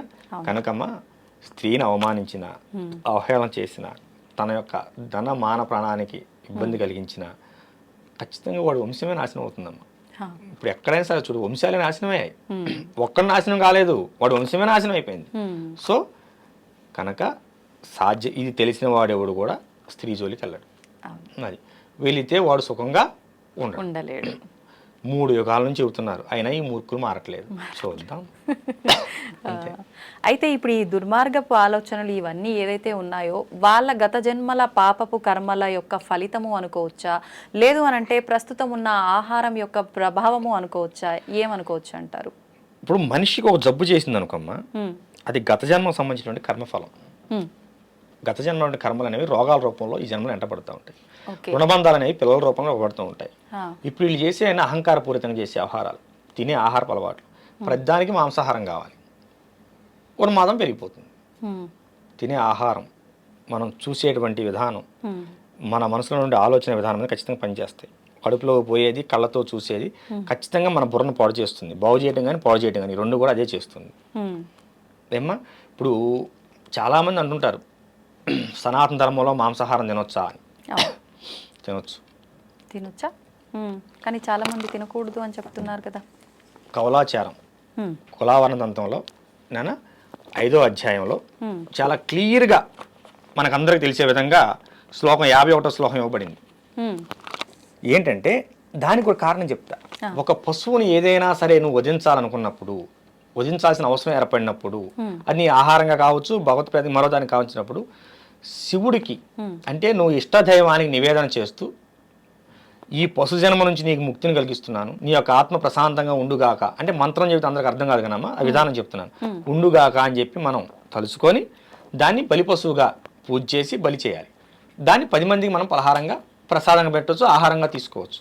ముస్లిమ్స్ కూడా చేసేటువంటి అలాల్ అనే పద్ధతి అదే. వాళ్ళు మక్కా వైపు తిప్పి అలాల్ చేస్తారు. ఆ విధానం మనకు పూర్వీకులు ఎప్పటి నుంచో ఉంది. మనం ఉన్నదాని లేదు అనకూడదు. నేను ప్రామాణికం కూడా చూపించాను మీకు. అవును అవును. ఏమా కులావరణ తంత్రం అది కౌలాచారానికి సంబంధించింది. కాకపోతే విచ్చలవిడితనం లేదు. కానీ మన దగ్గర మనం ఆచరించేది కవలాచారమా కాదనుకుంటాను కదా. ఎక్కడైనా నువ్వు మాంసాన్ని వినియోగించాలంటే ఆచారం చేయాల్సిందే, ఆచారంలోకి వెళ్ళవలసిందే. ఇప్పుడు మాంసం కావాలంటే జంతువులు వధించాల్సిందే కమ్మా. మనం పాలకూర పప్పు చేసుకుని మాంసం కావాలంటే అవుతుందా? లేదు, కాదు కదా. మనం దక్షిణాచారంలో ఉండి వామాచారాన్ని అవలంబించాలంటే కుదరదు, వామాచారంలోకి వెళ్ళాల్సిందే దాంట్లో చేయాలంటే. కనుక కౌలాచారం వామాచారం దానికి సంబంధించినవే, కులాచారానికి సంబంధించినవి. మనకి ప్రతి గ్రామానికి ఊరు బయట ముత్యాలం ఉంటుంది, ఊళ్ళో బొడ్రాయి ఉంటుంది. బొడ్రాయి ప్రతిష్టప్పుడు దున్నపోతుని బలిస్తారు, అందరూ తెలిసిందే, బహిరంగానే ఇస్తారు. మరి అప్పుడు వీళ్ళందరూ ఏమైపోయారు పండితులందరూ. కానీ ఇప్పుడు అంటున్నారు కదా అవి కూడా తప్పు. ఇక్కడే వస్తుంది నాన్న, మన ధర్మం ఇక్కడే భ్రష్టపడుతుంది. నువ్వు గతాన్ని మర్చిపోవద్దు. గతంలో మనకంటే గొప్పవాళ్ళు ఉన్నారు, నువ్వు గొప్పవాళ్ళని భావించు. నువ్వు గొప్పవాళ్ళైతే కావచ్చు, కానీ మన పూర్వీకులు ఎందుకు అవమానిస్తావు? మన పూర్వీకులు గొప్పవాళ్ళు కాదా? కొన్ని వేల సంవత్సరాలకు ఎందుకున్నది ఈ ఆచారం? మీరు పెట్టింది కాదే, నేను పెట్టింది కాదే. ఈ మాంసాహారం ఆచారం కొన్ని వేల సంవత్సరాలుగా లేకపోతే, కొన్ని యుగాలుగా లేకపోతే అసలు మేకను నువ్వు ఇంట్లో పెంచవలసిన అవసరం ఎందుకు వచ్చింది? చెప్పు నాన్న. దాన్ని పెంచడం వల్ల నీకు వచ్చిన ఉపయోగం ఏంటి? ఆడుతూ పాడుతూ పెంచుకునేది ఆవు కాదే. మన ఇంట్లో మన ఆచారం సనాతన ధర్మం ప్రకారం అది గోవు కాదే. మరి గోవు కానప్పుడు మనం గోవును మాత్రమే పాలు కోసం, ప్రేమ కోసం, ఆధ్యాత్మం కోసం పెంచుకుంటాం. ఏ తల్లి, అవునా కాదా? ఎందుకంటే మనం ఉదయం లేవగానే గోవుని చుట్టాన్ని ఆనందపడతాం, సర్వదేవతను చూసినట్టు సంతోషపడతాం, గోవుని తాగి పులకరిస్తాం. నువ్వు మేకను తాగి పులకరించవే, గొర్రెని తాగి పులకరించలేవే. మరి నీ ఇంట్లో కోడి ఎందుకు? అడవిలో కోడి తిరుగుతున్నాయి కదా, నువ్వు ఇంట్లో కోడి ఎందుకు పెంచుతున్నావు? నువ్వు పెంచలా, నీ పూర్వీకులు పెంచారు. ఏనా? వాస్తవాలు మాట్లాడుకుందాం. వాస్తవాలు ఎప్పుడు కఠినంగా ఉంటాయి. జ్వరం తగ్గించి టాబ్లెట్ ఎప్పుడు చేదుగా ఉంటుంది. నువ్వు తినటాన్ని నువ్వు ఆధ్యాత్మికం నేర్పు, ఆహారాన్ని గురించి చెప్పు మాకు. ఆధ్యాత్మికం మాత్రమే చెప్పు. ఒక ఆధ్యాత్మికంలోకి వచ్చినప్పుడు వాడు ఎలా ఉండాలని వాడే మారుకుంటూ వస్తాడు. ఒక స్థాయికి వెళ్ళిన తర్వాత మాంసాహారం తినకూడదు అనే విషయం వాడికి తెలిసినప్పుడు వాడే మానుతాడు. నువ్వు ఆహార అలవాట్ల గురించి చెప్పకు. ఎప్పుడైతే నువ్వు వాడి వ్యక్తిగత జీవితంలో జొరపడతావో వాడి ఆహార అలవాట్లకు సరితూగేటువంటి వేరే మతాన్ని ఎత్తుకుంటాడు. అవునా కదా తల్లి? ఇప్పుడు మన పూర్వం, ఇప్పుడు గ్రామానికి ఊరు బయట, మా జుజ్జూరు గ్రామంలో ఊరు బయట ముత్యాలం తల్లి ఉన్నది. ఆమెను 1819వ సంవత్సరంలో పునఃప్రతిష్ఠ చేసినట్టు ఉన్నది. అంటే ఇప్పుడు 200 సంవత్సరాలు దాటిపోయింది. పునఃప్రతిష్ఠ చేసినట్టు, అంతకుముందు ప్రతిష్ఠ చేసి ఎన్నాళ్ళు అవుతుంది మనకు తెలియదు కదా. పునఃప్రతిష్ఠ చేసినట్టు ఉంది. మరి ఆమె దగ్గర ఎప్పటి నుంచో సాధనలు జరుగుతున్నాయి, కొన్ని వందల వేల సంవత్సరాల నుంచి. అప్పుడు నువ్వు పుట్టావా, నేను పుట్టానా, ఇది చెప్పిన వాళ్ళు పుట్టారా? కానీ అప్పుడు వేదం పుట్టే ఉందిగా, ఉపనిషత్తులు ఉన్నాయిగా, ఏమ్మా అన్నీ ఉన్నాయి కదా, మన పురాణాలు ఉన్నాయిగా. మరి అప్పుడు వాళ్ళకి తెలీదా? కనుక ఎదుట వాళ్ళ ఆహారం మీద నువ్వు ప్రవచనాలు ఇవ్వకు. గరికపాటి వారు, చాగంటి కోటేశ్వర గారు లాంటి మహానుభావులే ప్రవచనకర్తలు, వాళ్లే ఒప్పుకున్నారు. మాంసాహారం నిషిద్ధం కాదు నాన్న, విచ్చలవిడిగా తీసుకోకు. మాంసాహారం తీసుకున్న రోజు దేవాలయానికి వెళ్ళకూడదా నిజంగానే అలా? మరి ఒక జీవిని చంపి నువ్వు తిన్న తర్వాత నీ శరీరం మైలైనట్టేగా. మరి అమ్మవారికే నివేదన చేస్తుంటారు కదా. నువ్వు నివేదన చేసుకుని బయటకు వచ్చావుగా. నివేదన చేసే ముందు అక్కడ నువ్వు మాంసాహారం తీసుకుని వెళ్ళలేదు కదా. ముందు అక్కడికి వెళ్ళి ఈ బలి పశువుని పూజ చేసి బలి ఇచ్చిన తర్వాత అక్కడ నువ్వు బయటకు వచ్చేస్తావుగా. ఏమ్మా అయిపోయింది అంతటితో. కానీ ఇప్పుడు ఏమైందంటే తినే తిండిలో మాంసం, తాగే దాంట్లో మాంసం, ఈ ఫ్రైడ్ రైస్లని, నూడిల్స్ అని, సర్వం కోడిగుడ్లని, అవన్నీ అంతా మాంసాహారం నిషేధం కాదు. కానమ్మా మన శాస్త్రం ప్రకారం విచ్చలవిడితనం లేదు. కావాలంటే మీ పూర్వీకులు ఎవరైనా పెద్దవాళ్ళు ఉంటాడు, ఇంటికి కొత్తలుడు వస్తే ఏదన్నా ఒక కోడి లాంటి దాన్ని దేని చేసి పెట్టేవాళ్ళు, ఏదైనా పండుగ వస్తే చేసి పెట్టేవాళ్ళు. అంతేగాని ఇట్లా వారం అసలు ఆదివారం తినడం అసలు లేదు మనకి. ఆదివారం కల్చర్ అనేది బ్రిటిష్ వాళ్ళు వచ్చిన తర్వాత వచ్చింది మన కల్చర్. ఆదివారం కల్చర్ అసలు మనకు లేదు. మన ఇంటికి ఏదైనా పండగ అయితే లేదా మన ఇంటికి ఏదైనా బంధువులు వస్తే అప్పుడు మాత్రమే మాంసాహారం ఉండేది. మన దొడ్లో చిక్కుడుకాయ ఉండేది, వంకాయ ఉండేది, బెండకాయ ఉండేది, బీరకాయ ఉండేది, అన్నీ ఉండేవి. వాళ్ళు వచ్చారు గనక ఇంట్లో, అది కూడా ఇంట్లో పెరిగిన దాన్నే పెట్టేవాళ్ళు. ఇంట్లో పెరిగిన కోడినే వాళ్ళకి చేసి పెట్టేవాళ్ళు. ఇప్పుడంతా హైటెక్ యుగం, హైటెక్ ఫుడ్లు. మరీ దారుణమైన నాన్న, 10 సంవత్సరాల పాప పెద్ద మనిషి అవుతుంది. దేని వలన? ఈ బాయిలర్ కోళ్ళ వలన, బాయిలర్ చికెన్ వలన. అదే నాటుకోడి పెట్టు కాదుగా. ఈ పిల్లలు కూడా అవే తింటారు, అవే కావాలి, పలావులు, బిర్యానీలు. కనుకమ్మా మాంసాహారం నిషేధం కాదు, అలా అని విచ్చలవిడితనం లేదు. ఖచ్చితంగా ఉగాది ఉన్నది. ఉదయాన్ని పంచాంగం చూసుకొని వచ్చి సాయంత్రం పొలంలో పనులు మొదలు పెట్టుకుని వచ్చి అదే రోజు సాయంత్రం ఈ జంతు బలి చేసుకుంటారు, గ్రామ దేవతలు జంతు బలి చేసుకుంటారు. పల్లెటూరులో ఉన్నది ఉగాది రోజు చేస్తారు. మా వంశపారంపర్యం మా కులదేవత అంకమ్మ తల్లి, ఆమె ఉగాది రోజు ఖచ్చితంగా బలి ఉంటుంది. మాకు 5-6 తరాల పైనుంచి ఉన్నది. మా అమ్మవారు సొంతంగా మా నాన్నగారు ఉమ్మడిగా ఉన్న దేవస్థానాన్ని తీసేసి మా కోసం విడిగా దేవస్థానం నిర్మాణం చేశారు. నేను ఒక పీఠాధిపతిని అయిన తర్వాత నేనే ఆపలేకపోయాను ఉగాది బలిని. మా అమ్మగారు మా నాన్నగారు ఆ మాట తీసుకున్నారు. నాకు మా నాన్నగారికి జ్ఞాపకం వచ్చినప్పుడు 5-6 తరాలు, ఇప్పుడు మీరు 7-8 తరాలుగా మనకు అమ్మవారు ఉన్నది. నాన్న నువ్వు ఇలా పీఠాధిపతి అయ్యావు, అయినంత మాత్రాన నువ్వు మన వంశం పరంగా వస్తున్న ఆచారాన్ని ఆఫ్ చేస్తే ఒప్పుకోను. మిగతా 360 రోజులు నీవి, 65 రోజులు నీవి, ఉగాది మాత్రం అమ్మవారిది. ఆ రోజు అమ్మవారికి వదిలేయాలి నువ్వు. ఆ రోజు అమ్మవారి జాతర జరగాల్సిందని చెప్పి మా నాన్నగారు నా దగ్గర మాట తీసుకున్నారు. ఎన్ని తరాల నుంచి వస్తుంది. ఇగో ఇలాంటి వాటిని అడ్డగోలు ప్రసంగాలు చేసి ఆపటం వల్లనే ఇవన్నీ ఇబ్బందులు వస్తున్నాయి. సరే ఆఫ్ చేయనా, ఏ మాంసాహారం వద్దు, తోటకూర కట్ట కోసం కొట్టుకుంటారు, కొత్తిమీర కట్ట కోసం కొట్టుకుంటారు, అవునా? కేజీ టమాటాలు 50 రూపాయలు అయితేనే తినగలిగే వాళ్ళు లేరు. ఇప్పుడు మాకు 30% ఉన్నారమ్మా, మొత్తం మీద 20 to 30% ఉన్నారు వెజిటేబుల్స్. 100% అయ్యారనుకుందాం. ఓకేనా? నువ్వు ఇంటర్వ్యూ ఆఫ్ చేసి తోటకూర ఎక్కడ అమ్ముతున్నారో ఎత్తుకోవాల్సి వస్తుంది. అంతే, ఇంకా నీకు దొరకదు. మాటలు చెప్పడం వేరు నాన్న, మనం వాస్తవికత జీవితంలో జీవిద్దాం. అంతే, మనం వాస్తవికతంగా జీవిద్దాం. నేను ఫైనల్గా చెప్పేది ఏంటంటే మాంసాహారం నిషేధం కాదు, కానీ విచ్చలవిడితనం లేదు. మీకు తెలియకపోతే ఈ కులవర్ణ తంత్రాన్ని ఒకసారి చూడండి. దాంట్లో ప్రత్యేకించి ఒక పశువుని బలిచ్చే ముందు ఏ మంత్రం చదవాలో కూడా మంత్రం కూడా ఉన్నది. ఆ మంత్రం అనేది నువ్వు పక్కన బయట ప్రపంచంలో తీసుకొచ్చి 10 మందికి నేర్పితే మనోళ్ళు ఇంకో చోటకి వెళ్ళి అలాగే మాంసం తినాల్సిన అవసరం ఉండదు. మనం చెప్పం, వాడిని చేయనీయం. ఇప్పుడు వాడి వృత్తి వాడు చేసుకుని బ్రతుకుతుంటే వాడిని వద్దంటాం. నువ్వేం ఆ వృత్తిలో ఎలా నడవాలో నువ్వు నేర్పవు. ఏమ్మా, రేపు సంక్రాంతి తర్వాత ఈ మంత్రాన్ని ఒక 10 మందికి నేర్పుదాం అనుకుంటున్నాను. ఈ మాంసాహారం జంతు బలి మంత్రాన్ని బాబు, హలాల్ మంత్రం ముస్లింస్కే కాదు హిందువులకు కూడా ఉన్నది, బలి మంత్రం అని చెప్పి ఒక 10 మందికి నేర్పితే ఈ 10 మంది వెళ్ళి ఇంకో 10 మందికి నేర్పుతారు. మరి ఇప్పుడు పనిలో పని చెప్పేస్తే లేదు నాన్న, గురువు గారు అనుమతి లేదు. అవునా? సరే గురువు గారిని చెబుదామని ఆగా. ఒకవేళ మీరు గురువు గారు అనుమతి ఉన్నా ఇలా వీడియో రూపంలో అందరికి చెప్పొచ్చు. అవకాశం ఉంటే మళ్ళీ మీ ఛానల్లోనే చెబుతాను ఈ విషయాన్ని అంతా. ఓకేనా? అది ఖచ్చితంగా చెప్పాలి నాన్న. ఇప్పుడు కటిక వాళ్ళ ఒక తెగ ఉన్నది, మన హిందూ ధర్మంలో కటిక తెగ ఒకటి ఉన్నది. అవునండి, వాళ్ళే మాంసాహారం చేస్తారు. వాళ్ళు గాని రజకులు గాని చేయొచ్చు. అసలు వాళ్ళిద్దరికి తప్పు లేదు. రజక వర్ణానికి కానీ కటిక వర్ణానికి కానీ తప్పు లేదు. అసలు ఆ వర్ణం వాళ్ళే లేరు ఇప్పుడు.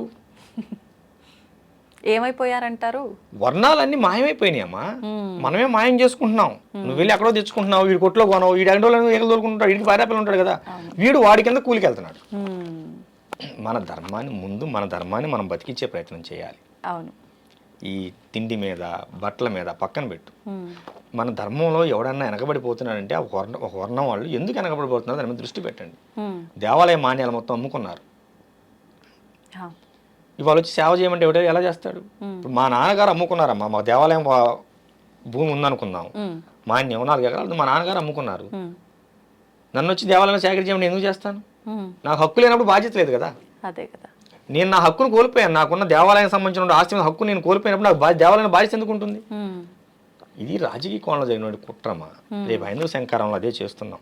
ఖచ్చితంగా మన దేవాలయ ఆస్తులను మనం తిరిగి వస్తే మళ్ళీ మన దేవాలయాన్ని కలకలాడుతుంది. 1,00,000 ఎకరాలు పైన ఈ 2 తెలుగు రాష్ట్రాల్లో 1,00,000 ఎకరాల పైన అన్యాక్రాంతం అయిపోయింది మన దేవాలయ భూములు.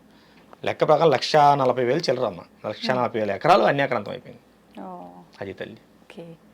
అయితే ఇప్పుడు భగవంతుడు ఒక్కరే అంటారు కదా. అవును, కానీ శివుడిగా, కృష్ణుడిగా, రాముడిగా రకరకాల రూపాలతో రకరకాల పేర్లతో ఆరాధిస్తూ ఉంటాం, ఎవరికి నచ్చిన రూపంలో వాళ్ళు. ఎందుకు భగవంతుడు ఒక్కడే అయినప్పుడు ఇన్ని రూపాల్లో ఎందుకు ఆరాధించాలంటారు? ఈ ప్రశ్న అడగాల్సినంత అవసరం ఏముంది? నా చిన్న ప్రశ్న. నేను యోగి నరేంద్రానంద స్వామీజీని. మా నాన్నగారికి నేను 5వ సంతానం, చిన్న కొడుకుని. మా అన్నయ్యకి నేను తమ్ముడిని, 3 అక్కలకి తమ్ముడిని. ఇప్పుడు మా అన్నయ్య గారి పిల్లలకి నేను బాబాయిని. ఓకేనా? నా భార్యకి నేను భర్తని, మా అత్తయ్య గారికి నేను అల్లుడిని. నా మీద చెబుతాను, ఇంకోటి వద్దు. నా పిల్లలకి నేను తండ్రిని. ఇప్పుడు మా అక్కయ్య గారి పిల్లలకి నేను మేనమావని. నాలో ఎంతమంది కనిపించారు నీకు? ఎన్ని పేర్లు కనిపించాయి?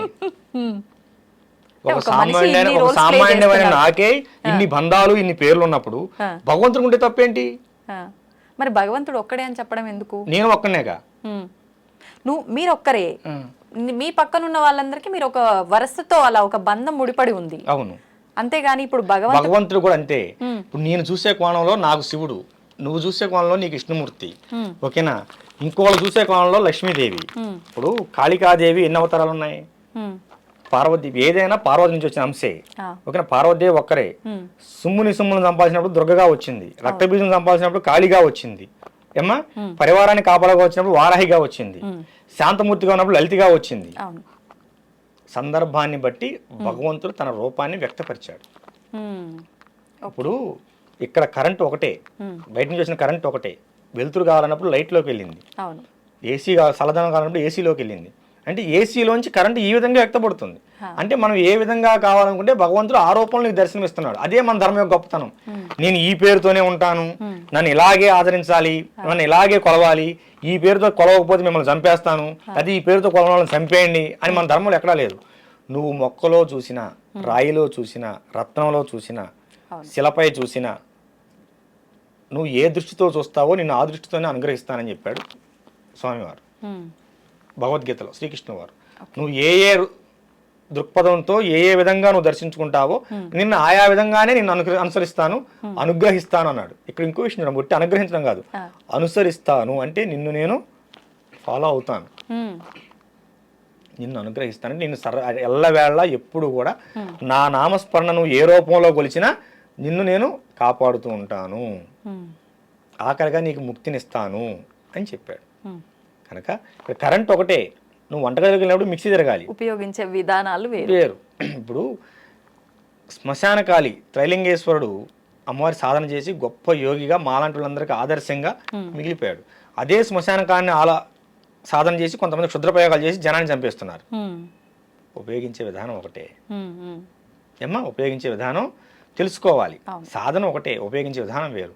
భగవంతుడు ఒకటే, మనం తీసుకునే రూపం వేరు. కాళీని అందరూ తట్టుకోలేరు, భయపడతారు. కనుక ఆమెను పార్వతిగా ఆరాధిస్తారు. పార్వతి కూడా అమ్మో కొంచెం శక్తివంతంగా ఉంటుంది, మా వాళ్ళకి లలితగా ఆరాధిస్తారు. కొంతమంది కామాఖ్య వెళ్తారు, అమ్మవారి అదొక రూపమని ఆలోచిస్తారు. కామాఖ్యలు కూడా ఎటువంటి తప్పులు లేవు, వీళ్ళు చెప్పి అనవసరం ప్రచారాలు తప్ప. వాస్తవంగా వెళ్ళినప్పుడు దాని గురించి ఒకసారి చెప్తాను, ఓకేనమ్మా?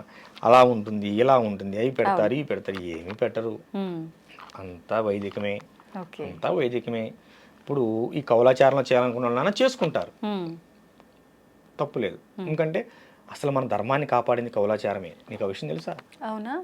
ముస్లిమ్స్ పరిపాలనలో మన దేవాలయాలని బంధించేసినప్పుడు, కూల్చేసినప్పుడు, మీకు దేవుడే లేకపోతే మీరు పూజలు ఎక్కడ చేస్తారని చెప్పి అప్పుడులో నవాబులు మనల్ని హింస పెట్టినప్పుడు చెట్టు కింద రాయబెట్టి ఆమెనే ముత్యాలమ్మన్నారు, ఓకేనా? వేప చెట్టుకి పసుపు రాసి మహాలక్ష్మి అమ్మవారు అన్నారు, రావు చెట్టుకి పసుపు రాసి నారాయణ అన్నారు. ఇంకా గుళ్ళోకి ఎవరు పోలా. మరి ఇప్పుడు ఏ ఆచారం కాపాడింది మన ధర్మాన్ని చెప్పునా? గుళ్ళో కొబ్బరికాయ కొట్టలా, ఊరు బయటకు వచ్చి ఆపు చెట్టు కింద ముత్యాలమ్మని చెప్పి విగ్రహం పెట్టి కోడిని కోసారు, పందిని కోసారు. కోడిని కోస్తే వస్తున్నారు ముస్లిమ్స్ దండయాత్రకు వచ్చి, ఎవడా కోడిని కోసింది వాడిని చంపేస్తాం వదిలేస్తాం అన్నారు. పందిని కోసారు. పందిని కోస్తే ముస్లిమ్స్ రారుగా, పందిని కోసే ఆచారం అక్కడ వచ్చింది వీళ్ళ దెబ్బకి. అంతకుముందు వారాహ అవతారం మన పందిని కోసేవాళ్ళు కాదు. ఈ తొగ్లక్ల పరిపాలన వచ్చిన తర్వాత, ముస్లిం పరిపాలన వచ్చిన తర్వాత వాళ్ళు మన దేవాలయాల మీద దాడి చేస్తున్నారు, ఆ మొత్తంలో రాయి పెట్టుకో పందిని పోయిన అన్నారు. ఇవాళ దేవాలయానికి రారు, ఎదురుగా గ్రామ దేవతను పెట్టుకొని పందిని బలి ఇచ్చేవాళ్ళు. దాన్ని చండా ప్రయోగం అంటారు. ఏమీ తెలియకుండానే మన పూర్వీకులు చండా ప్రయోగం చేసి ముస్లింస్ని ఆఫ్ చేశారు. అమ్మా మరి ఏది కాపాడింది? నువ్వు ఇంట్లో కూర్చొని మాంసం తినొద్దు, బయటని ఎవరు దాడి చేయొద్దు, చేతులు కట్టుకున్న మన నీ ప్రవచనం కాపాడిందా? అప్పుడు మన పూర్వీకులు తెగింపు చేసేసిన బొల్లు కాపాడాయా మన ధర్మాన్ని? అమ్మా ఇప్పుడు కూడా కాశీ దగ్గర దేవాలయం అందరు కాక కొట్టుకుంటున్నాం, అవునా? అలాంటి రాజమండ్రిలో ఒక దేవాలయం మీద మసీదు కట్టారు, కట్టుకున్నారు. వాళ్ళ ఆధిపత్యం ఉంది, వాళ్ళు కట్టుకున్నారు, దాన్ని మనం ఏమంటానికి ఏం లేదు. ఇవన్నీ పక్కన పెడితే 4 నెలల క్రితం తమిళనాడులో ఒక దేవాలయాన్ని మసీదు కిందకి ఇచ్చారు. ఆ విషయం మీకు ఎంతమంది తెలుసు? దేవాలయం పాడుపడిపోయిందని చెప్పి దాన్ని బాగు చేయించి మన తమిళనాడు ప్రభుత్వం మసీదు కిందకి ఇచ్చేసింది. ఏమ్మా మాటలు చెప్పడం వేరురా తల్లి, ఆచరణలోకి వెళ్ళిన తర్వాత అది వేరుగా ఉంటుంది. ఓకే, ఈ బలి అనే ప్రాసెస్ వచ్చిందే అక్కడ. నాన్న ఈ మధ్య లవ్ జిహాదుల గురించి కొత్తగా ఒక స్లోగన్ వచ్చింది, గమనించిందా? హిందువులందరూ కూడా పంది మాంసం తినండి అని డైరెక్ట్ గా చెప్తున్నారు. మన హిందూ ధర్మరక్షణ సమితి పెద్దలు 2-3 మీటింగ్లో నేను స్వయంగా విన్నాను, మీకు వీడియోలో ఉంటాయి చూసుకోండి. పబ్లిక్కి చెప్పినవి అవన్నీ. ఈ లవ్ జిహాద్ని తట్టుకోవాలంటే ఆడపిల్లలకి పంది మాంసం తినడం అలవాటు చేయండి అని చెబుతున్నారు. వీళ్ళు ఇప్పుడు అలవాటు చేసేది ఏంటి? మన పూర్వీకులు ఎప్పుడో చేశారు, దేవాలయాలు కాపాడుకోవడానికి పందులు కోసారు. పందులను బలిచ్చారు. ప్రతి దానికి బలమైన కారణం ఉందమ్మా. మాటలు వేరు, వాస్తవికతలోకి వెళ్దాం. ఓకేనా? కాషాయం బట్టలు పట్టుకుని ప్రతి ఒక్కడు సాధకుడు కాదు, స్వామీజీ కాదు. సాధన చేయాలి, దాన్ని సాధనాపరమైన లోతుపాతులు తెలుసుకోవాలి, అనుష్ఠానంలో బలం పెంచుకోవాలి. అప్పుడే కదా వాడు స్వామీజీ అయ్యేది. నీ దగ్గరకు వస్తే 10 మంది సమస్యలు తీర్చగలిగేది. అదేవిధంగా ఒక మాట చెప్పేటప్పుడు కూడా దాని పూర్వాపర విశేషాలను పూర్తిగా తెలుసుకోవాలి. అసలు ఈ బలి అనే ప్రాసెస్ ఎందుకు వచ్చింది అన్ని పక్కన పెట్టు. అసలు పందులు ఎందుకు బలిస్తున్నారు దేవుళ్ళకి, దీన్ని చెప్పు అమ్మా. ఎందుకు బలిస్తున్నారు? ఈ ముస్లిం దండయాత్రలను తట్టుకోవడం కోసం చేశారు. చాలా దేవాలయాలు పాయడానికి వచ్చినప్పుడు పందులను కోసి రోడ్డుకి అడ్డంగా పడేసి మన వాళ్ళు దేవాలయాలను కాపాడుకున్నారు దండయాత్ర సమయంలో. ఇప్పుడు చెప్పు, బలి అవసరం ఉన్నదా లేదా? మీరు చెప్పండి. నేనేం చెప్పను. చెప్పురా బంగారం, ఇంత చెప్పాను, అడిగావు కదా. ఎవరు చెప్పిన విధానం వింటే అప్పుడు అది రైటే అనిపిస్తుంది. విధానం వాస్తవాన్ని ఆలోచించు. విధానాలు రైటు రాంగ్ మనకొద్దు, మనం విశ్లేషణ చేయొద్దు. మనం వాస్తవంగా మాట్లాడుకుందాం. మనం ఈ ఎత్తులో కూర్చోవాలంటే కుర్చీ అవసరం. అవును. ఇంతకంటే తక్కువ కూర్చోవాలంటే పీట అవసరం. ఏమీ లేకపోతే కింద కూర్చుంటాం. మనం ఈ హైట్లో కూర్చున్నాం అంటే మన కింద ఏదో వస్తువు ఉందనే కదా అర్థం. అంతే. ఏమీ లేకుండా మనం ఇంత హైట్లో ఎలా కూర్చున్నాం? అలాగే ఏమీ లేకుండా మన పూర్వీకులు ఒక విధానాన్ని ఎందుకు ప్రవేశపెడతారు? కరెక్ట్. అంత పిచ్చోళ్ళ పూర్వీకులు. వాళ్ళు వేల సంవత్సరాలు కట్టిన దేవాలయాలే వాటిని ఎట్ట దించాలి, రిపేర్ చేయడానికి కూడా చేత కావట్లేదు మన వాళ్ళు చాలా మందికి. అవునా? మన పూర్వీకులు పిచ్చివాళ్ళ. కనుక ఇప్పుడు నువ్వు మాంసాహారం ప్రస్తావన తెచ్చావు కనుకమ్మా నీకు ఇంత చెప్పవలసి వచ్చింది. ఎందుకంటే వాస్తవంలోకి రండి. అసలు వాస్తవం మాంసాహార విధానం అనేది లేకపోతే మన శాస్త్రంలో బలిమంత్రం ఎందుకున్నది చెప్పు ఏమ్మా? జంతు బలి మంత్రం అని క్లియర్గా ఎందుకున్నది చెప్పు. కనుక కొంతమంది అలా చెప్పుకుంటూ బ్రతికిపోతుంటారు, వదిలేయటమే. మనం ఒక విషయాన్ని మాట్లాడినప్పుడు దాని పూర్వపరాలన్నీ తెలుసుకొనే అంతే మనం దాని నుంచి మాట్లాడాలి, లేకపోతే మాట్లాడకూడదు. అది తప్పు.